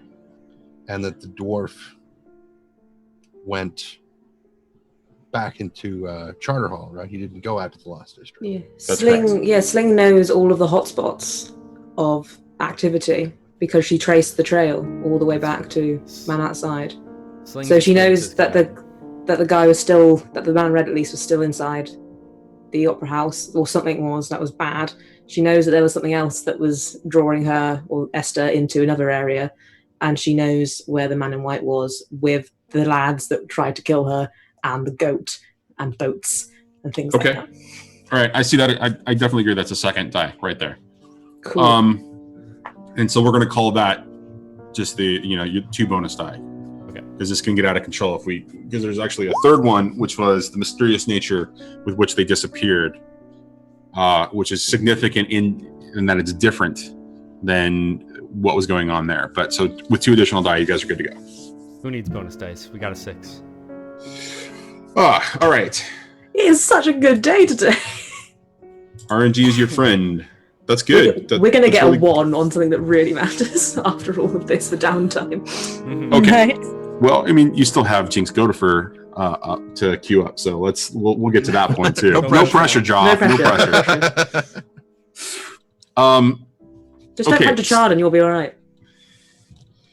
So initially, the inquiries, the inquiries going out and the questions that you ask turn up absolute bunk. Like there's absolutely nothing out there that makes sense to you whatsoever. You ask in Silkshore, in in Silkshore, in Crow's Foot. You get, you're asking it through all of your purveyors, and your rooks are reporting back to you as you share this information. None of it really comes about, except that in Char Hollow, there's somebody who has heard something about what you're talking about, and that the significance of it is that they have seen people dressed similarly, I can enunciate, yes I can, in Barrowcleft. Specifically very close to the radiant energy farms in Barrowcleft. And so as you begin to kind of inquire on this and your Rook network starts to ask questions. Now, Barrowcleft is one of those rare places where everybody takes care of themselves. They don't indulge in vice. They're a very wholesome district. They take care of their people. They take care of their own. They protect their own. The Bluecoats in there are considered one of the least corrupt, right? Because it is such a giving community in a lot of ways. But when your purveyors, your vice purveyors, the one place that you can count on to give you information from Barrowcleft shut up, stop it, provides you with the information that it is common to actually see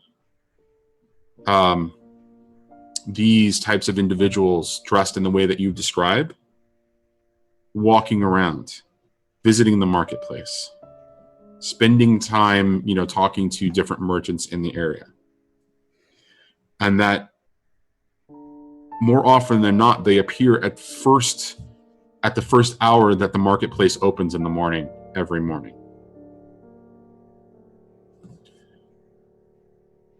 And that's all the information you get. Good. That is enough. All right. Joff, it's all you. Okay. Here we go. This is going to be in 3 parts. It's going to be very simple. And the third part, if time allows, might actually become a score. Ooh. That's what they all say to me. Hey, Ari. Well, now. Really? You wait till the third part? Listen, the first Is two this are a magic foreplay, trick? Speedy. You have to build up. Now, can we assume that we're in Kellens or staying in the area within Char Hollow for a day or two? Well, I think that time is vague in a lot of ways, and a lot of the things that have happened in respect to downtime actually take a fair bit of time. Okay. So, given the circumstances of where you ended up last week, prior to all of that, prior to everything that you would definitely probably have a couple of days, at least maybe a week if you wanted to. But yes, that would, you would have plenty of time to do what you're thinking, whatever it is. In that case, at some indeterminate point, Jinx approaches Hocus with a bottle of Eruvian ale and says, "We need I'd like to have a conversation and a drink." And may drink as much as you wish. let me try and switch to an actual voice. Here we go. You don't have to. I know, but it would help. Okay. Yeah. You saw me. You saw me punch Sling. You saw what I was doing when I punched Sling. Yes. Not to bring up the fact that I've punched a child again, but I do believe that you are trying to reach beyond, as it were. Yeah. I've picked up a unique set of skills. I couldn't see what I did. I knew I did it, and I knew it worked, and I felt it. I felt it connect twice. Meow. I punched Sling, and I also punched that creature. But I couldn't see it. I want you to teach me how to attune. Just even the basics, like basically the dummy's guide to attuning.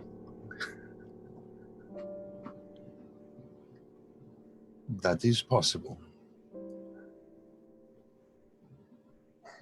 Does alcohol help? Too late. Yes and no. It does help to unshackle the mind a bit, but so does lure. I'm not touching that stuff. With good reason. Yeah. The problem is, for every step forward that you take with the assistance of any sort of chemical assistance, you take at least a half a step backward once it wears off. Now, this can help you to start the race, but you don't want to use it to help you finish it. In the course of this, you will want to wean yourself off. Use enough of it to help you get started. Once you learn how to see, then you can dial back on this and be able to do it on your own. What you see will be more pure that way, less subject to misinterpretation. Okay. I'll try. Sit here.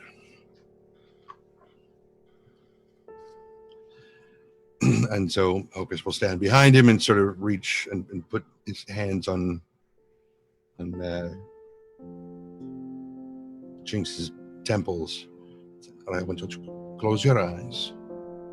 I want you to listen more than you see at first. I want you to listen for a sort of hum, like the deepest string on an instrument you've ever heard, and then take it down deeper and deeper until you almost cannot hear it anymore, but it is a vibration that you can feel more than you can hear. And I want you to imagine it through your eyelids without opening your eyes. Keep your eyes closed, but try to see the vibration of it moving, of it crawling like fog across the surfaces of tables, chairs, waters, houses, buildings, but also pouring out, radiating out from each of them.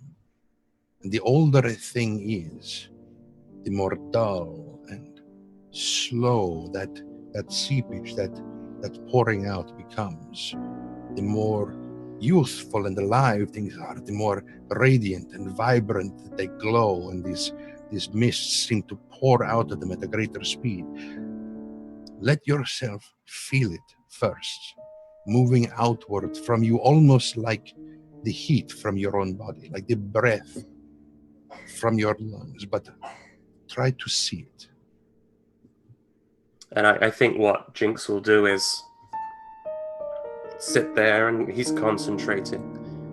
And he's concentrating, and he's screwing up his face, and he's getting a little frustrated. And then there's just a moment of almost confusion as he begins to see that blue, it's blue, right? That blue glow. For people. And he realizes with his eyes closed, he's looking down at his hand, and he can see those trails coming from his own finger, and he opens his eyes and relays what he just saw to Hocus. I don't know what that was. I don't know if I imagined that. It is a first step. I will practice. And I will help if you need it. Okay. And we'll call that my first downtime action. And that's effectively me training 1 point towards, what is it? Insight. Resolve. Yeah, I knew that. Yep. And then, okay, so the second thing, not a huge deal, but I'd like to start a war.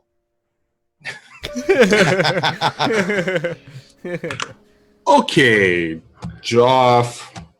It's not every day that a GM gets to hear that and feel excited. What do you mean? See, I live for that moment where you just pull on your face. I live for that. I want, no matter how large the clocks are, I'd like to sow the seeds of the second war for Scotland independence. We already have a clock called Scotland Unrest, actually. I would like that to be the beginning of a series of linked clocks. Okay, so I'm going to let you know what that is now that you raised that. So that is a separate clock that got started the moment that Jinx walked in the door. Right. Oh. So the reemergence of Jinx Godifer is an independent event. Oh, okay. To the Scotlanders.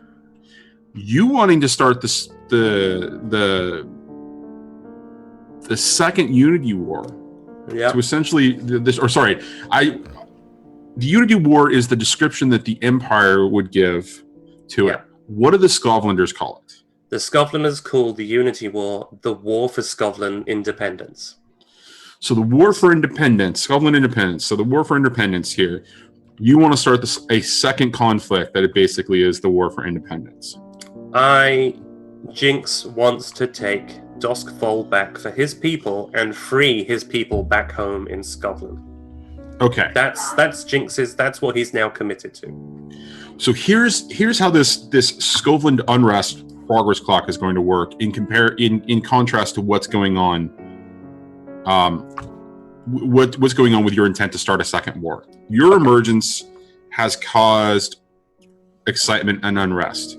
That is going to progress depending upon certain events that take place. Okay. If you complete the first of the linked clocks before that one completes, then that will disappear and you will get control of the masses. If you don't, the Scotlanders will do things, they'll take matters into their own hands. That is what that progress clock is tracking. Is the unrest enough that they're going to just start reacting on their own because of everything that's been going on with Horace Keel and his stirring up of hate. The blaming of the Scotlanders for the lightning tower falling in Barrowcleft, all of that. Yeah. So there's a lot of frustration already. That's boiled over into, with the appearance of Jinx, there is now unrest. Yeah.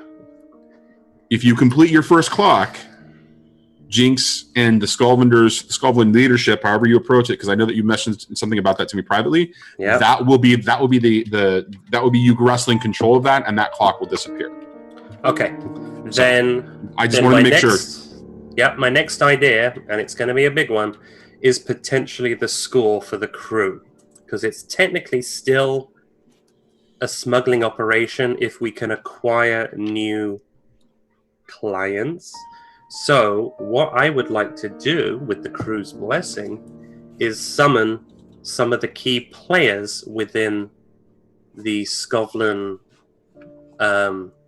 refugees, within the underground not the revolution, but you know what I mean, the gang, the actual Scotland gang. I forget what they're called. Shoot. The Lost? No, they don't have refugees? a large. Yeah, the Scotland refugees. They don't have a large description. They're listed as a faction, but they don't actually have a section in the book. And you mentioned, Johnny, a while ago that there was a specific group of a certain number of Scotlanders within those refugees who were underground working on something like this. Oh yeah, that's been going on for a while. Absolutely. I think that's potentially what that means. I want to summon whoever heads those guys, and I'm looking at the description for Char Hollow, pages 260 and 261 for anyone that would be interested. There's actually a gentleman by the name of Hutton. He is a refugee and former soldier, like Jinx. He is now the leader of an anarchist revolutionary movement bent on forcing the government to acknowledge Scotlander rights in the Empire. So he is someone that I would like to invite to a friendly conversation in Kellens.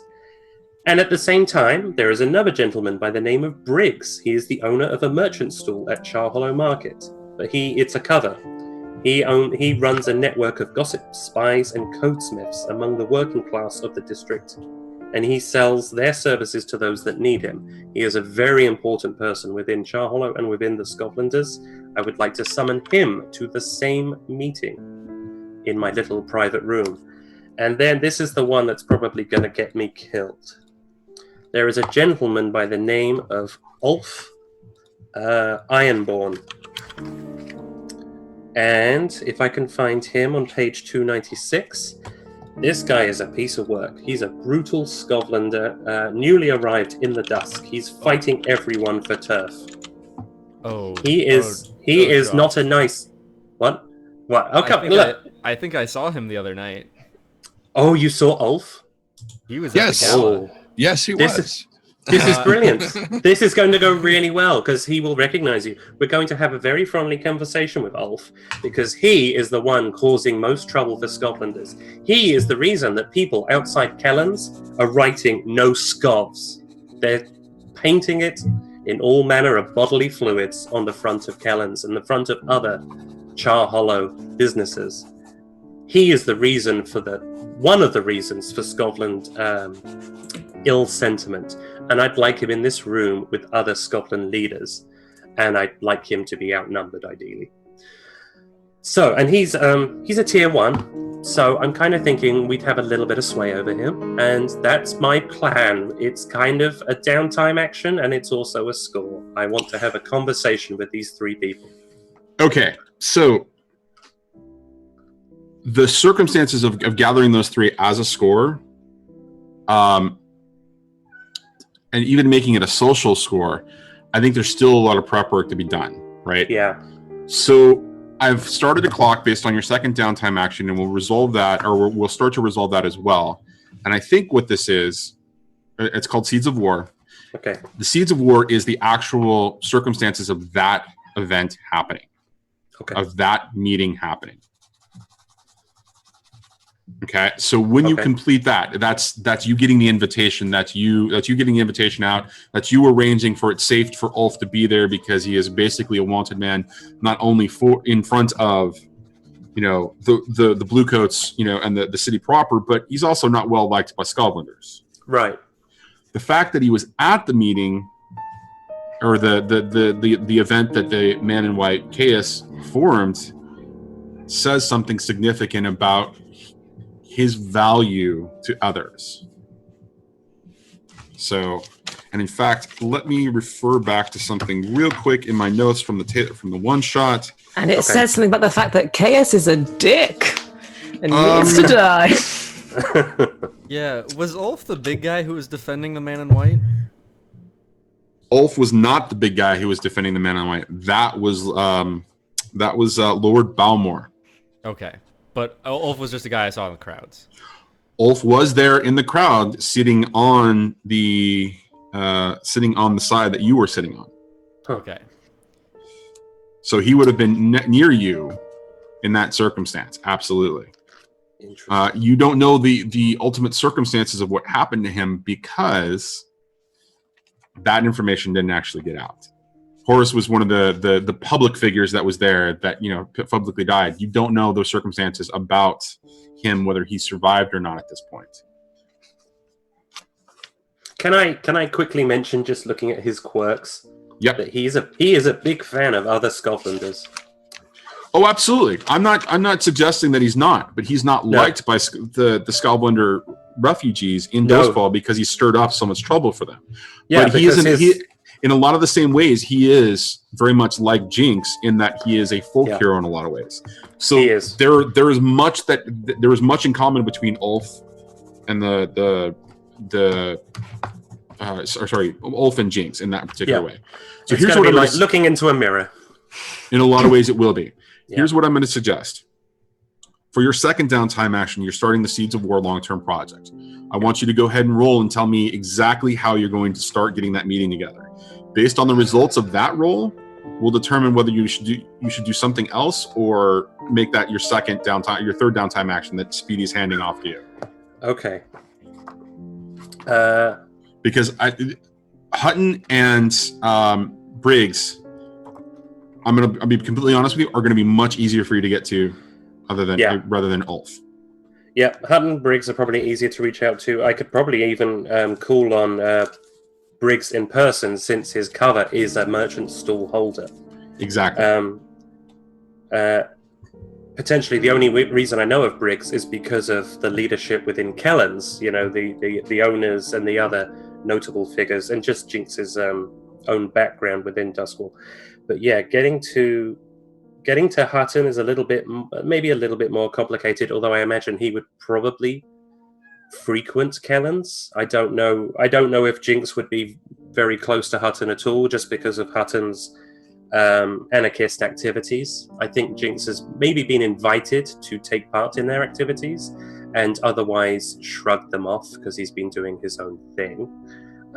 So perhaps there's a way in there. But Ulf, I'm a little stumped how to approach him, unless it's literally to walk up to the door of his establishment and knock on it with the crew.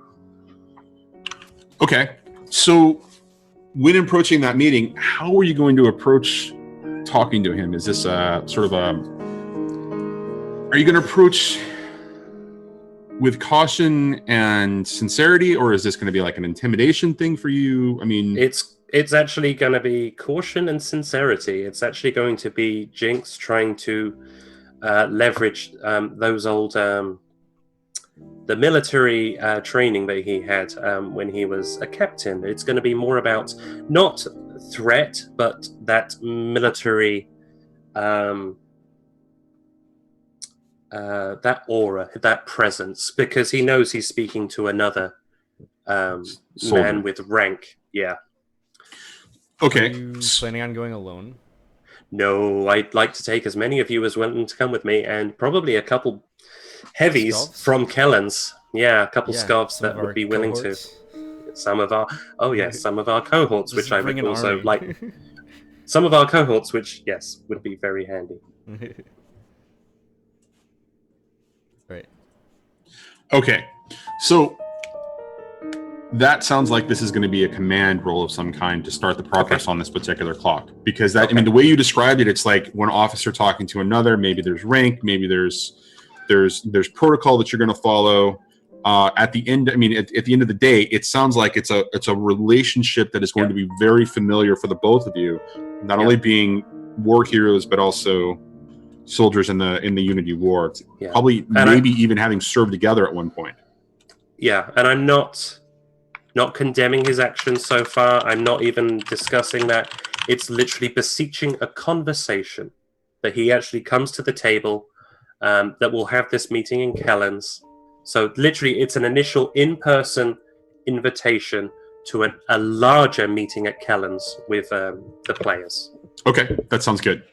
Okay. All right, so why don't you go ahead and roll that. No position, no effect, or standard position, or accept the defaults in both. Okay. And then if you want to push yourself or take a devil's bargain, or you want to take an assist, you can do one of those three. Bargains are interesting, but would you be willing to tell me what that bargain is before I accept it? I absolutely would. I mean, that's the way the mechanic actually works by default. It's only because we've decided that it's been fun to have the audience do that beforehand.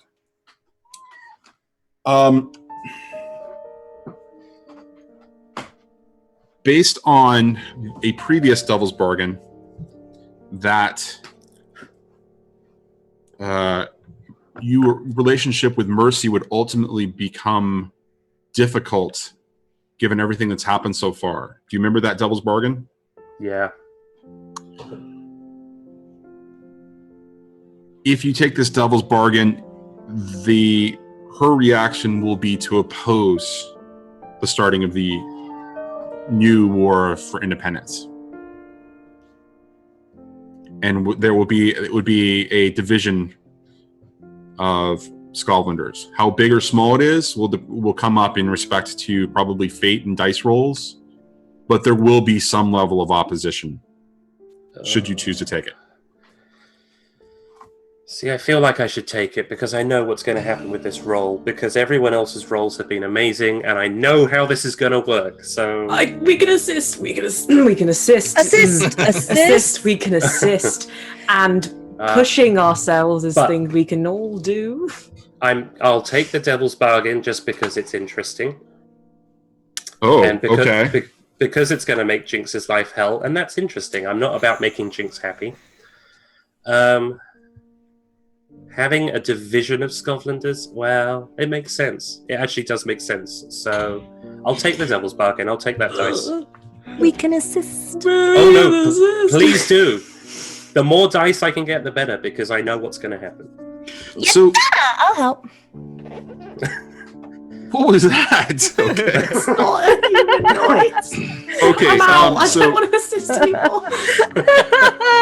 Just to be very clear about this, the devil's bargain will be direct opposition from Mercy to anything that you do that is directly involving the new war for independence that you're trying to launch. I just want to make sure that that's abundantly clear. If it's directly opposing, what if we don't start the war and then she starts the war? She is still going to, the relationship between her and Jinx is already at its breaking point, right? This will push it over the edge and might actually bring it to armed conflict between the two. There might be a fight. Yeah. I mean, and that's Remind me, was she the Irish one? Or? No, Samandra was the Irish one. I'm going to pay for that anyway. I'm still not sure if Samandra is in Ironhook or if she was taken back to... she's in White Crown. You guys found that out last week. Okay, that's right. As for Mercy, I was already building up to this, so it kind of makes sense to push it further. It's just, it's good story. And narratively, taking bits of what Louise wrote for Jinx and bits of what I was picturing, Mercy is the brother of the comrade that Jinx killed. Mercy is the brother? Sister. Sorry, Mercy is the... Sorry. I didn't even pick up on that. I was just like, yeah, that makes sense. Mercy is the sister of the guy who Jinx killed. His BFF. His BFF. Right. Okay. So we've been heading this way for a long time. Okay. All right, and then so what are the assists that are going to be offered? Love. There is no love in war. Love in a time of war. No, Johnny, don't look like that because you said the other night, yes, you always get one for love. You always like this. You did. We always get one for love. Love in a time of war. War and peace. Love is all you need. Love is all you need. Why can't we be friends? I can go on for a long time, Johnny. I can go on until you make us get a new dice. Look, we've only got 20 minutes. Power of love. We've got 20 minutes. Shut up. You get one for love and that's it. One for love and that's it. Let's do this. God damn you all. Go away. All right. Okay. So one additional die for love. Okay. So that's 2 additional die. What devil's bargain? Okay, here we go. Ooh. Wow. Okay. I can't. So, thank God for that 4th dice. Thank God for love. Thank God for love, because it would have been 2 instead of 3. You have progressed the clock 3 times. Yes. And this was, you were visiting Hutton, if I remember correctly, right? Or was this Briggs? This was Ulf. Ulf does not have a storefront. You said that you were going with the storefront. Okay, then I miscommunicated. We will say that this was Hutton. Okay. So in this particular case, stepping up, you approach Ulf, or sorry, you approach Hutton with what you plan to do. Yeah. You lay out your plan to bring the 3 of them together with you at Kellen's. Yep. He reveals to you that he is actually responsible for the underground of the Skullvinders. That is the group that everyone has heard rumors about. Okay, good. So the Skovland refugees, the faction that is listed, that is who he is. He says he will make the introduction in a way to Briggs that Briggs will support whatever that is decided at that thing. Oh, and at the meeting with Hutton, I make it clear that I want him to see the broken eye. Okay. Well, he's already heard rumors. It only reinforces what he knows about you now. Good. As a part of that information, though, you find out a little bit more about the circumstances of Ulf. Okay. Because the event that happened at the Opera House was blamed, the fight and the murder of Horace Keel was blamed on the Skullvinders. Yeah. Ulf was arrested. He is currently in Ironhook prison. Oh. I love this. I love it. It's working perfectly. Keep it He is in Ironhook prison. At least that is the rumor. Thank you, It is not Johnny. confirmed, but that is the rumor as to where he is in his current location. So it's like we made a plan for once and it's coming together well. Your Seeds of War progress clock. If you want to do your 3rd downtime action and you want to follow up on that particular piece of information, that will reveal whether he is actually in prison or what the circumstances is of the rumor that's going around about his in prison. I'm going to follow up on that rumor then. I have to do that as my 3rd action. I have to. All right. Fantastic. So, with a 3rd downtime action of long-term project, what are you doing in this particular case? Because you used command to find out. You use command to manipulate this, or to not manipulate, to build a situation on the relationship that you and Hutton would have. Okay. And that brings Briggs in as well. Okay. Hey, Ari. I think I need to leverage you to help me find out if this Ulf Ironborn is in Ironhook, and I'm thinking you might know someone who could tell you either through their own volition or through your persuasion. Are we looking at somebody who is more of authority, or? I'm thinking we target a guard. So why don't we research some of the, I don't know, Ironhook employees, and then Yeah. we'll pick a mark and see if you can't get that information. Let's do our research. Ooh. Could we do this as an acquire an asset, which is someone who works? Yeah. Can I do this as like the NCIS chick that does all the research suddenly? Or could we just use one of our crew upgrades to get a cohort who is a worker at Ironhook? These are all good plans. I'm going to say yes to all of them. So you're in. So okay, let me understand this. One of your intentions that you had said prior to coming on screen for tonight was that you wanted to get essentially an army of Skovlanders who would be one of your cohorts, like a gang. Yes. Right. Is this a separate cohort that you want to acquire in Ironhook? Yes, or just an asset. But I think if it's an asset, then we would only be able to use it for just getting this information once, I suppose, rather than a cohort we can use over and over. Yeah. Well, you could acquire it as an asset, and then you could develop it into a cohort, right? Which we actually probably should do. Yeah, that sounds like a good I plan. like that. It would be nice to have someone on the inside. And so here's the thing about that.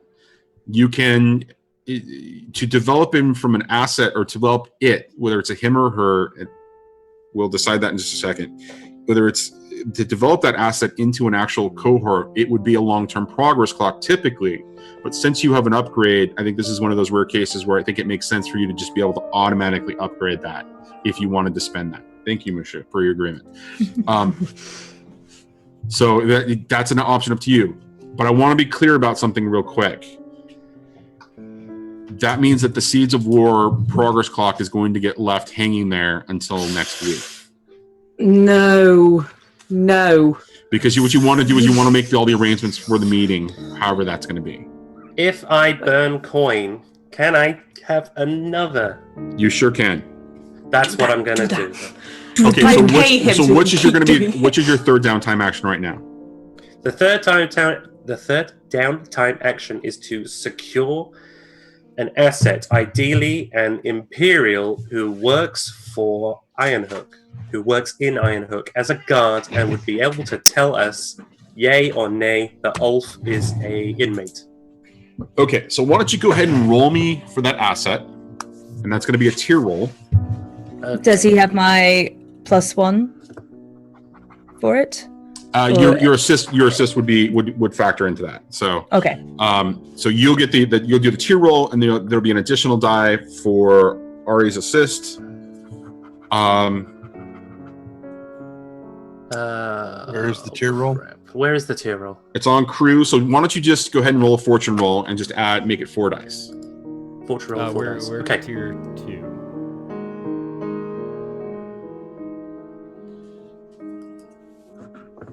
You're tier 2?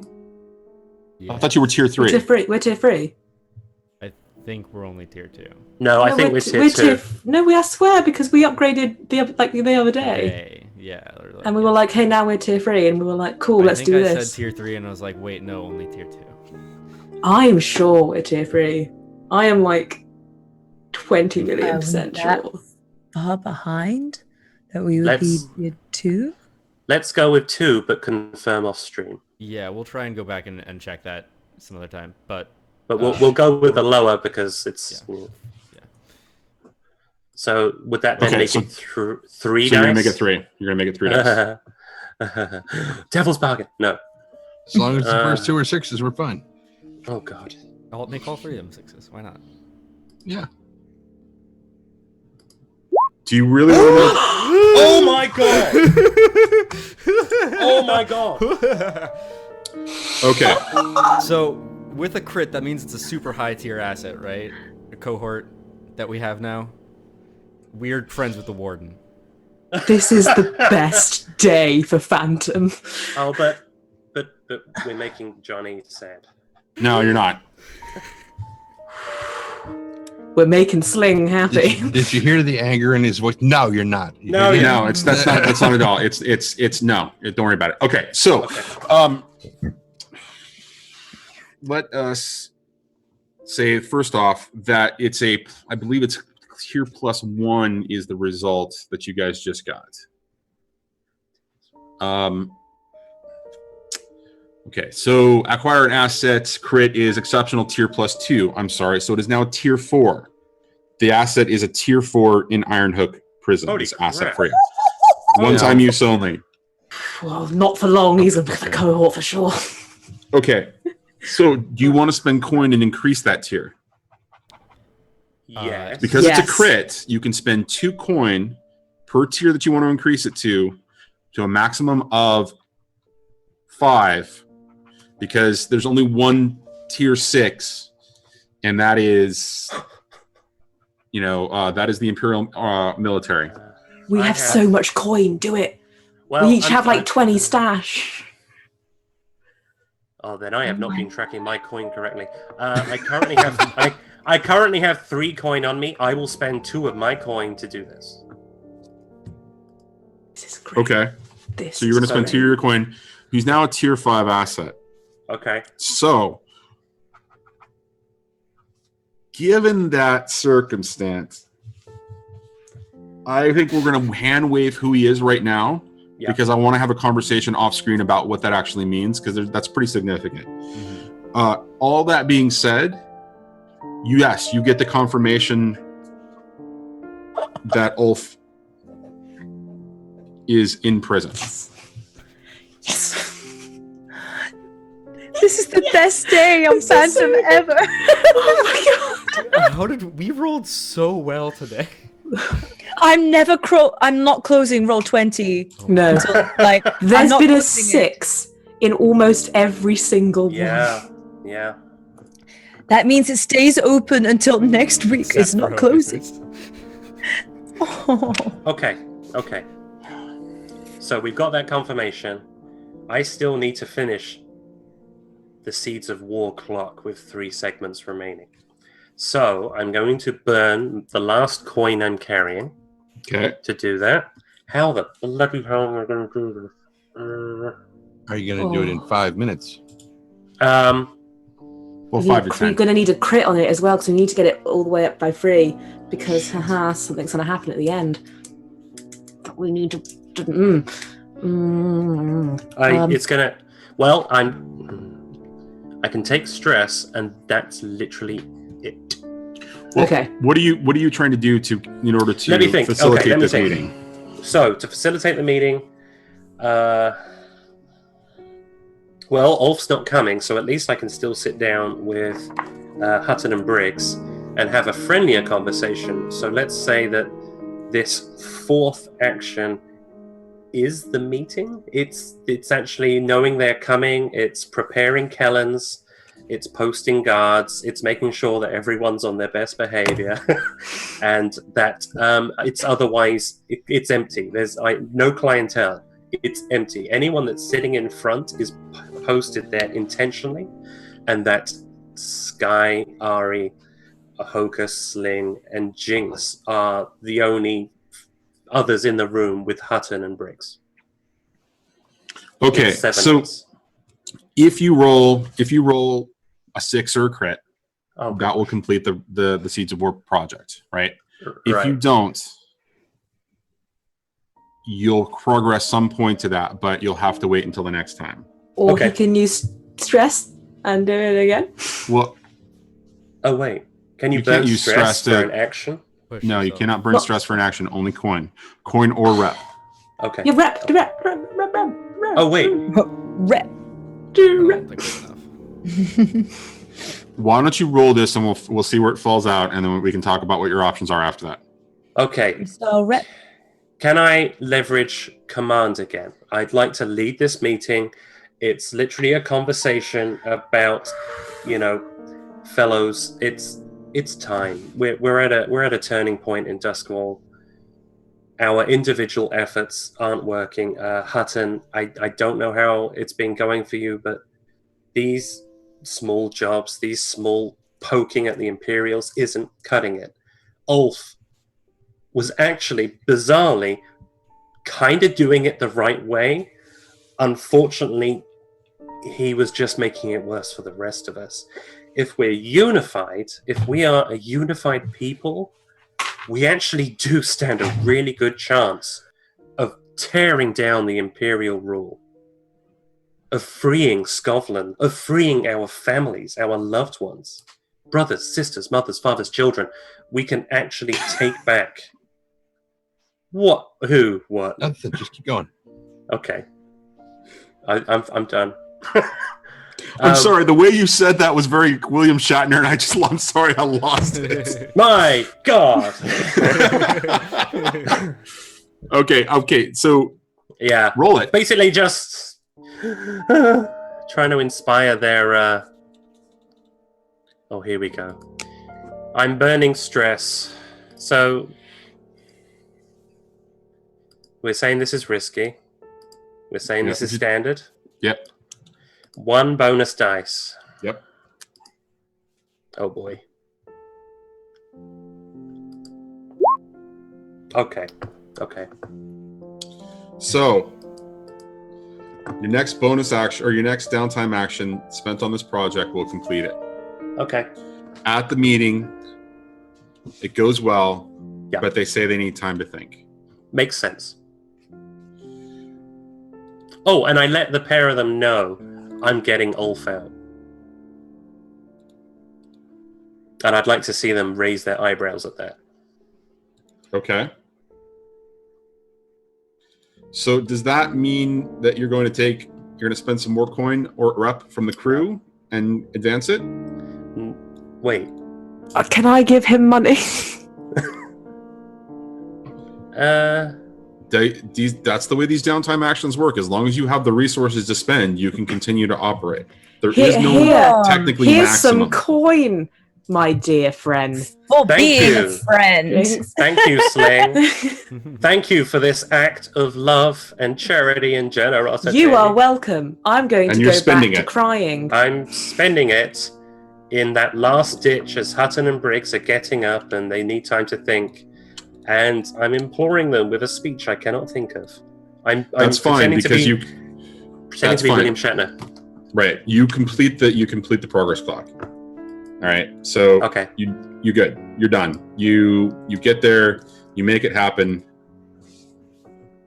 They're in. Okay. And I'm spent. And with that one long-term progress clock, and your meeting with them, you eliminate the Scotland unrest clock.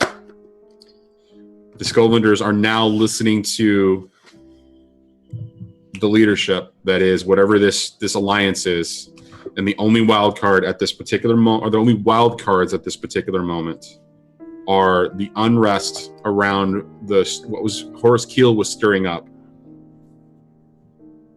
and Ulf being in Ironhook. Okay. So that's your last downtime action, right? Yeah. Yep. That's it. Downtime is done for you guys, right? Hells yeah. All right. War. What Rook is Network it begins to good for? Absolutely everything. Say it again now. That's ominous. In That is- chat, that's ominous. Oh my gosh. Johnny, go. Yeah. What did I? I think we all have the same goal here. I really do. Because they helped us with what they did last time and didn't realise, and we're now helping them. We're all in this together. Now, the rumors begin to flow in from your Rook Network that Raymond Bowerstone has announced that he's going to hold a speech inside of Crowsfoot. This is significant because he has got the backing of the Imperial Army and the Bluecoats to help settle some of the growing tension because Crowsfoot has been under martial law and has been in a complete lockdown. So they're thinking that this is going to be a good publicity event, a good public gathering event, in order to help calm the frustration, because Bowerstone is now seen as the clear front runner, given the fact that Horace Keel is dead. So with that information in mind, you find out that it's happening at Crowsfoot. It will be a gathering in front of near the clock tower, essentially, which is, or not the clock tower, the crow's nest, which is the central location where the crows actually have their hideout. But it's held in it's the biggest open space to be able to accommodate. What do you guys want to do about that? Anything? Cohort. Sorry, Yeah, I got a cohort stuck in my throat.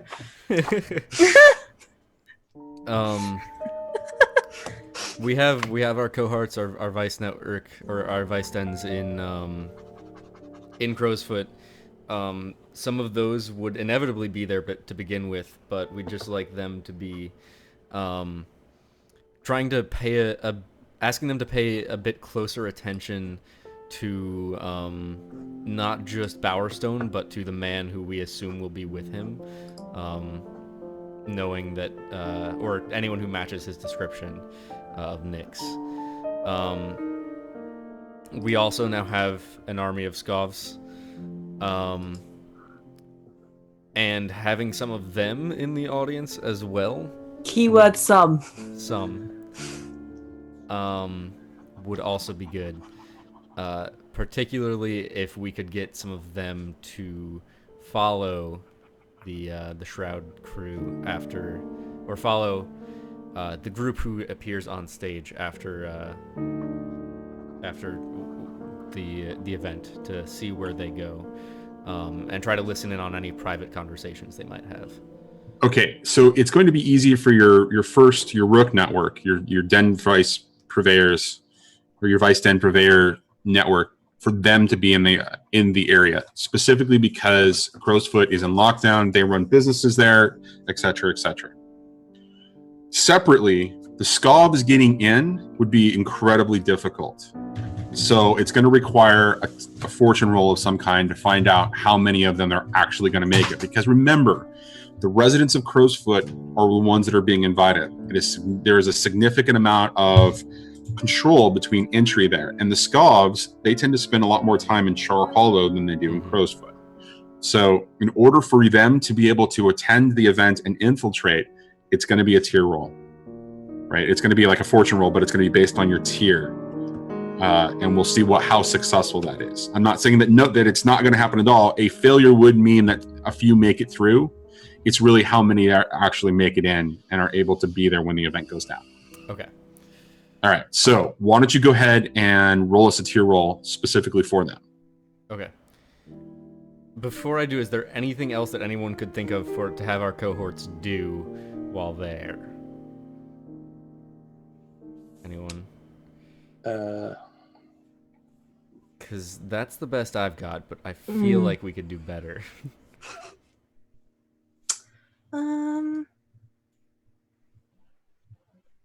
Right, if no one has any other What if we ideas. have them spread some form of rumors whilst they're inside the crowd? Just to get things, on a level, clean, even slate start footing where, people can't control the people. And if they're just standing in a crowd talking about, who's who and who's done what, and hey, that Alderman's a bit of a dick anyway, whoops a daisy. Oh, but things are great in my life, kind of thing. Oh. So perhaps having someone in the crowd just kind of saying, oh, Rumors. I recognize that guy who's on stage with Bowerstone.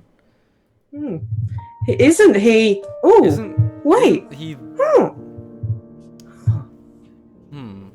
I could No, have sworn I saw him stabbing a child. No, it's on the tip of my tongue. I What really does the Sling knows about recognize him that could be incriminating? Or what do we know about him that could be incriminating? Well, Sky, don't you know something that we mentioned in the Discord? About I don't his- think his I life? actually know his past like that. Damn it. Well, I do know that he stabbed a child. So but yeah, I swear he's that one that stabbed that child that one time. we know that he tortured and beat up a young whore. That's true. Sling that wouldn't necessarily be like, hey, fuck Nyx, because Nyx technically did save her life. So it would be more like, hey, this is the man that beat up and tortured a whore and then dropped him dead on someone's doorstep. What a dick this man is. He is just the worst. Yeah, all of your killings have been in private, apart from that time you Except dropped a that dead one. body on our door. You can't Okay. hide a body on the doorstep. Guys, what are we doing here, though? Okay, so Spreading. I guess I'll still roll for the Scovs to Scotlanders. do that thing. Okay. The other thing we'll do is we'll have them the other one spread rumors, the Vice network. You're going to have the Vice Network spread rumors, and you're going to have the Scotlanders show up. So the Vice Network is not going to be, the Vice Purveyors are not going to be there. Your Rook Network is not going to be there. No, they're going to be there. They'll be spreading rumors throughout the crowd. When they see Nyx on stage, they'll be like, "Oh, I recognize that man on stage with Power Stone." Recognize him as who? As the one what- that killed and tortured that poor sex worker. Okay. Mm-hmm. All right.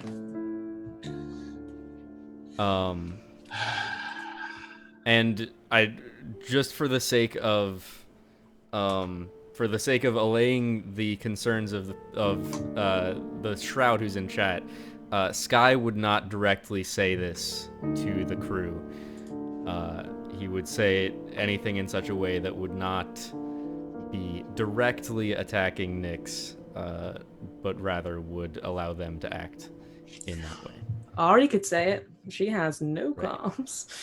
Okay, well, so then that's going to be 2 rolls, guys. That's going to be one for the Scotlanders and one for the Vice Purveyors.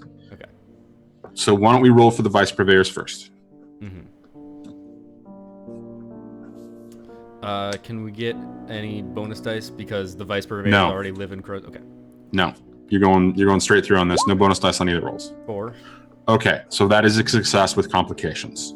The results of that will be determined. That will play out in your next session as to what exactly happens.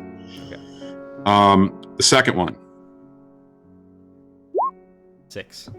and a 6. So whatever it is that you guys did in respect to organizing under Jinx Godifer has not only inflamed the passions of the Scovs, you have reined them in respect to control. And so what they're doing is they're stepping up and behaving themselves in public. They are reducing their visibility in a way that would be significant if somebody was actually watching, but in this particular case, they're just able to kind of slip in. So you get a large group of Scotlanders to appear at that particular event. That's good. Okay, so when all this is going on, things are starting to get prepped. Sky is having this conversation. The rest of you are starting to have a conversation about what comes next. Hocus, the bells start to ring. And you hear screams. And you hear the voices of crying. And it is a cacophony of noise and sadness and pain. And it's starting to make your head hurt. And it makes you sick to your stomach. And it's overwhelming. And you cannot even fathom what's going on, but only remember that it was at the moment that you were in the voice of the Sparkright's presence that this happened before. Something has changed. And it is not good. And that's where we're going to end it. All right, guys. Let's do character XP real quickly. Okay, I'll go. Oh, no. Okay, great.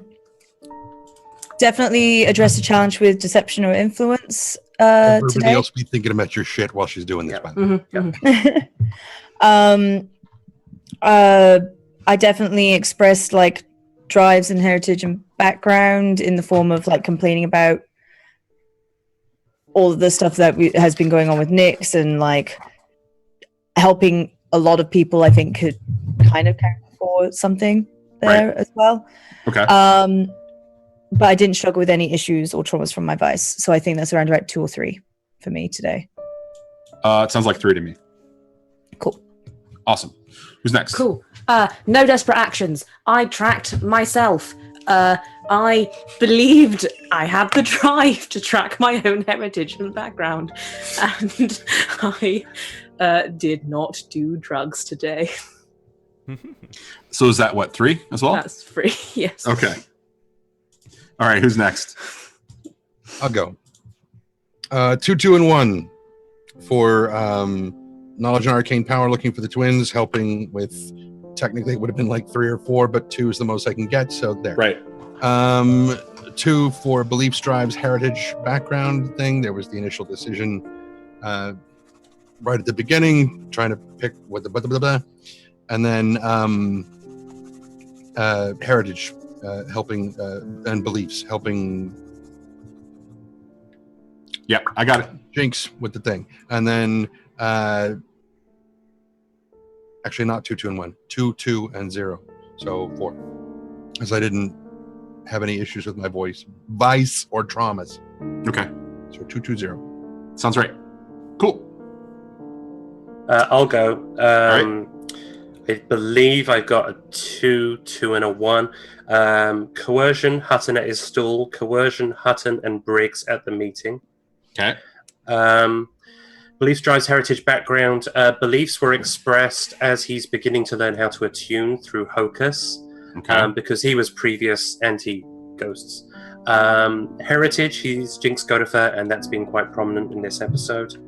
And his vice, it was mentioned while attempting to attune with Hocus's words about how alcohol can affect attunement and what that might mean for Jinx in the future versus his drinking problem.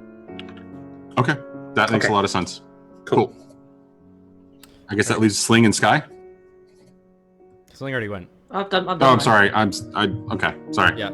So calculation conspiracy. I don't know. I don't know that I actually did anything with that today. Beliefs, drives, heritage, or background. I'd say 2 for that. 1 for the scene with Ari at the beginning. 1 for what was the other one? The drive for the same thing that Wrath was kind of spearheading of creating destruction in Duskfall. And then issues with my vice would be the entire thing with my sister for 1. That good? I almost think that it would be 2 Right. for your vice, just because there was a lot of conversation, there was a little bit of role play, there was a lot of conversation, and then there was the project itself. So there was a lot going on specifically for you because it was like a decision-making point or a turning point for the character in a lot of ways. Okay. So I think that you deserve 2 in that respect. Cool. Thanks. All right. Excellent. Crew XP. Smuggling or acquire new contraband sources. I think that our contact in Ironhook prison that we acquired would count as 1, and then also the Goatchella. Yeah, Goatchella. Well, if you want to go with Goatchella, that's a great minor one. But the fact that that Jinx just established a relationship with the Skullbenders, and basically became their quote unquote leadership, that's a significant one. I wouldn't throw away too. So yeah, definitely 2. Cool. And then challenges above our current station. I don't know for that. Well, so not the Skullbenders specifically. I don't think that the Ironhook is necessarily considered. Maybe the Spirit Wardens interaction. I'd argue that it possibly could be the Ironhook because we are wanted currently, and we did risk getting an Ironhook thing, which is going to be very above the station that we're in. Absolutely, I agree. Okay. I absolutely agree there. Okay. Bolster our crew's reputation or develop a new one. I think we kind of bolster reputation with Goatchella.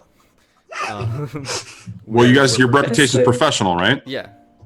Oh, you guys did a lot this time around to act. This is actually probably the first time that I think that you guys deserve 2 specifically for working towards being incredibly professional. Nice. Yes. So- We're learning. Yeah, absolutely. And goals, drives, inner conflict, essential nature of the crew, I think, too, for that. It's a big night for the crew. Absolutely. Yeah, we advanced another time, so we get another upgrade. Great. Sweet. I'm convinced We we're still now have a 4, but we'll have to find out. No, that's not. All right, that's guys. not the rep. That's Oh, okay. advancement. I just want to say amazing job tonight. I know we're all rushing because we're trying to get me out of here because I got to go, it turns out. But amazing job tonight. Phenomenal job. Lots happened. Lots of story development. Lots of churn. And you guys did it. It was really good tonight. Awesome. Good job. And back over to Speedy. Yep. Thank you so much, Johnny. Yeah, thank you guys so much. It's been an awesome episode. We'll go around to the cast of everyone and say all their bits. Let's go ahead and start with Johnny this time because I know you need to go. So if you want to head out right after that, you're welcome to. Well, I've got enough time to hang out, but just for a second. But thank you, guys. First, I want to say thank you before I do any other of my outro. Again, there was so much going on with each of you, and you all came together, and you were all supporting each other. And it reminds me of the moment when Sky did not, or when Sky let everybody out of the contract. It was a very much that kind of a night. It was really phenomenal. I'm really proud of you guys. I'm also really proud that you did a lot tonight. You went for your goals and you accomplished them. So amazing. I'm Johnny. I'm the GM for 6 and 20. I'm here every Thursday night with the Phantom crew. On Tuesday nights over on my channel, we've got the Tuesday crew, and I'm really punching on them to get a freaking name. They need a name badly. And then Wednesday nights on Unmade. If I could get them to do that, or even Goats and Hoes, I would be super happy. And then Wednesday nights over on Unmade Gaming's channel with the Shroud. And after what happened last night, you guys did really well in containing yourself, not being able to react to it since they're in the middle of a score. I cannot wait for next week. Next week is going to be amazing. Neither can we. So, along with being the GM for 6 and 20, I also do some other, variety stuff on my channel. I'm actually probably going to jump on later tonight and probably play Fortnite because the Battle Royale free thing just happened. So I gotta go and try that, and I want to share it with everybody. Anyways, thank you guys again. Really appreciate it. You guys have a good night. Thank you so much, Johnny. Yeah, absolutely. Go follow Johnny's channel. Go follow Unmade Gaming's channel if you want to see more of this stuff. That is the way to go. And he's gone now. Goodbye, Johnny. You will be missed. But let's go on to everyone else. Trendane. But What? Yeah. right. So Yeah. I guess we don't have to rush anymore. But what the hell? So I am Trent Sparks, professional voice actor. I was playing Hocus. I'm not going to put everything in past tense like somebody did last night. I did just put it in past tense, but you know what I mean. So played Hocus this evening, and will continue to do so for a little while, though he is probably throwing up in a minute. I am a professional freelance voice actor. I will be playing D&D tomorrow evening over on Arvanelleron's Twitch channel, and after that, I don't know. I think my next time on any live stream sort of thing will be back here on Thursday night, barring any insane, crazy one-shots of, oh my God, we need you right now, kind of thing. So yeah, I'm going to take this pee that I stole from Madame Gandalf, but I didn't tell her I'd take it back. So now I'm going to pee on Madame Gandalf. Oh. It's there, whether you want it or not. Yeah, that's what you... Oh. Hi. My name is Madame Gandalf. I just got peed on, and you can find me everywhere as Madame Gandalf. That's Madame with an E, not a Madam. Very different. Despite the being peed on insinuation. Green? that just means you ate too much asparagus. Or I drank whatever you were drinking. Yeah, the V. The V. We're not kidding, guys. V. It's just don't trust it. could be called V. But anyway, yeah, I am a variety caster here on Twitch. I do a little bit of everything from cooking to pub quizzes to a variety of games and multiple D&Ds and even podcasts. So come on by, We have plenty of drinks for you to have at the Green Dragon Tavern. On to you, Joth. Thank you. Hello, my And name is I will Joff. pee on you a little. I'll Oh, flick the pee over. Yeah. I'm gonna flick.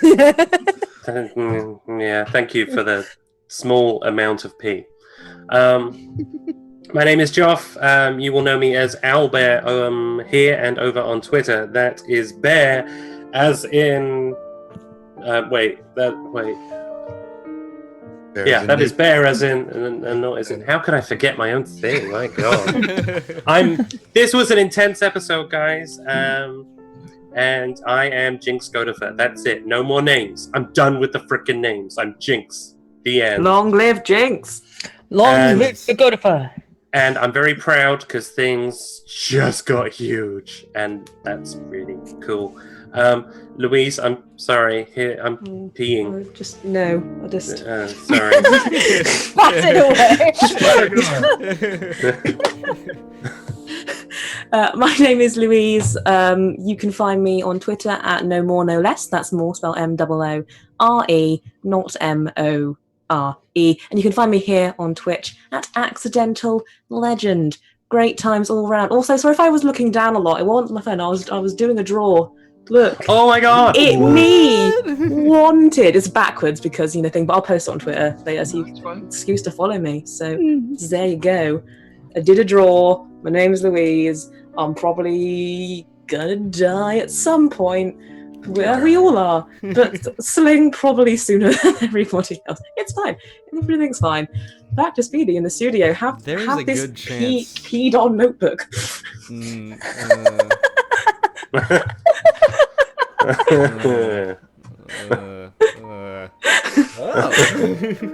Look at this. This is a copy of Blades in the Dark, the amazing role-playing system that we are playing today. If you want to get a copy of this for yourself, you can enter our fan art giveaway. What? And one lucky artist or drawer, writer, musician, other type of We've artist. had so much amazing things so far. People have been writing fan fiction, which is terrifying. I haven't read anything. I need to find them. Really smutty fan fiction. Someone link all of them to me right now. I don't know that they're done yet. I've just seen excerpts. But I want to see the progress. I am really excited for that. So if you want to get a book like this, no P included. Also not this super special edition, but the regular one. You can enter that with hashtag 6and20art on Twitter. Just submit the thing. My name is Speedy. This is my channel, NotSoSpeedRuns, where I have this game, Blades in the Dark 6and20, run by Johnny, and also on Unmade Gaming and VideoStoreCowboy and everything. You should go follow both of those channels as well. You should also buy our merch. Also buy our merch.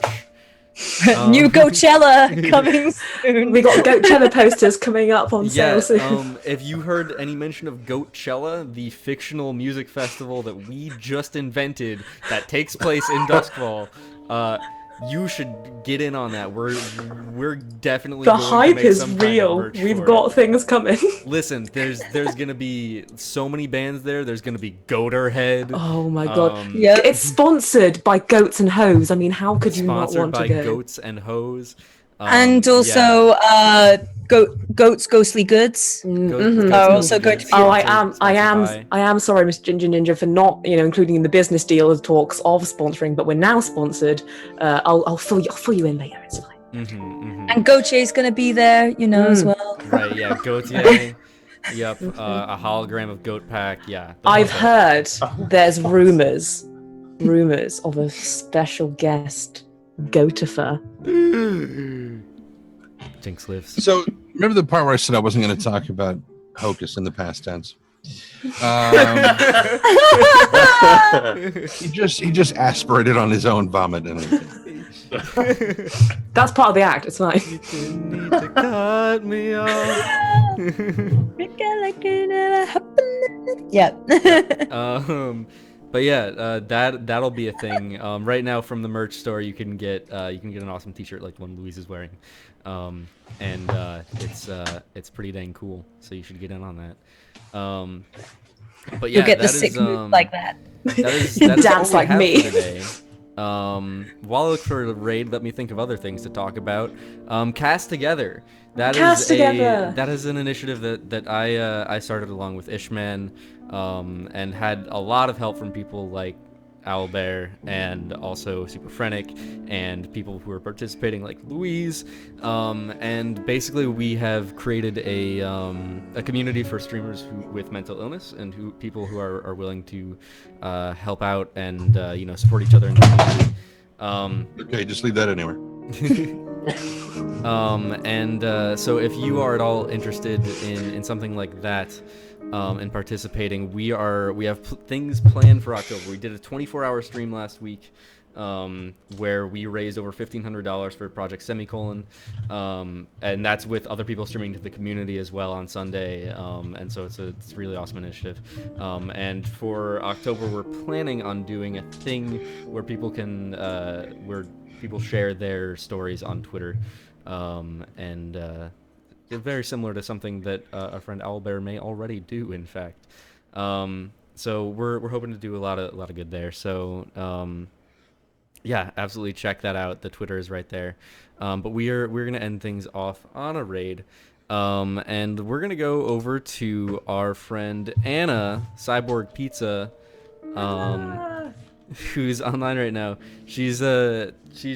She doesn't stream very much, but she is right now. She's playing some Overwatch, and she's absolutely awesome. I've played D&D with her, and she, for Cast Together, actually was kind enough to donate some of her D20 heart pins, which are like really super cool. They're really cool. So we're gonna go ahead and send her a raid. So head over there. The stuff to copy is in chat. Thank you guys so much for coming out and everything. You guys are all awesome. Is Ugly Kid Goat going to be at Coachella too? Yes. Nice. And Rammstein? remember, Mm-hmm. hashtag Jinx lives. Mm-hmm. All right. That is all we have for today. Thank you guys so much for being here. I love you all. I'll see you all next time. And as always, don't forget to take it slow. Bye.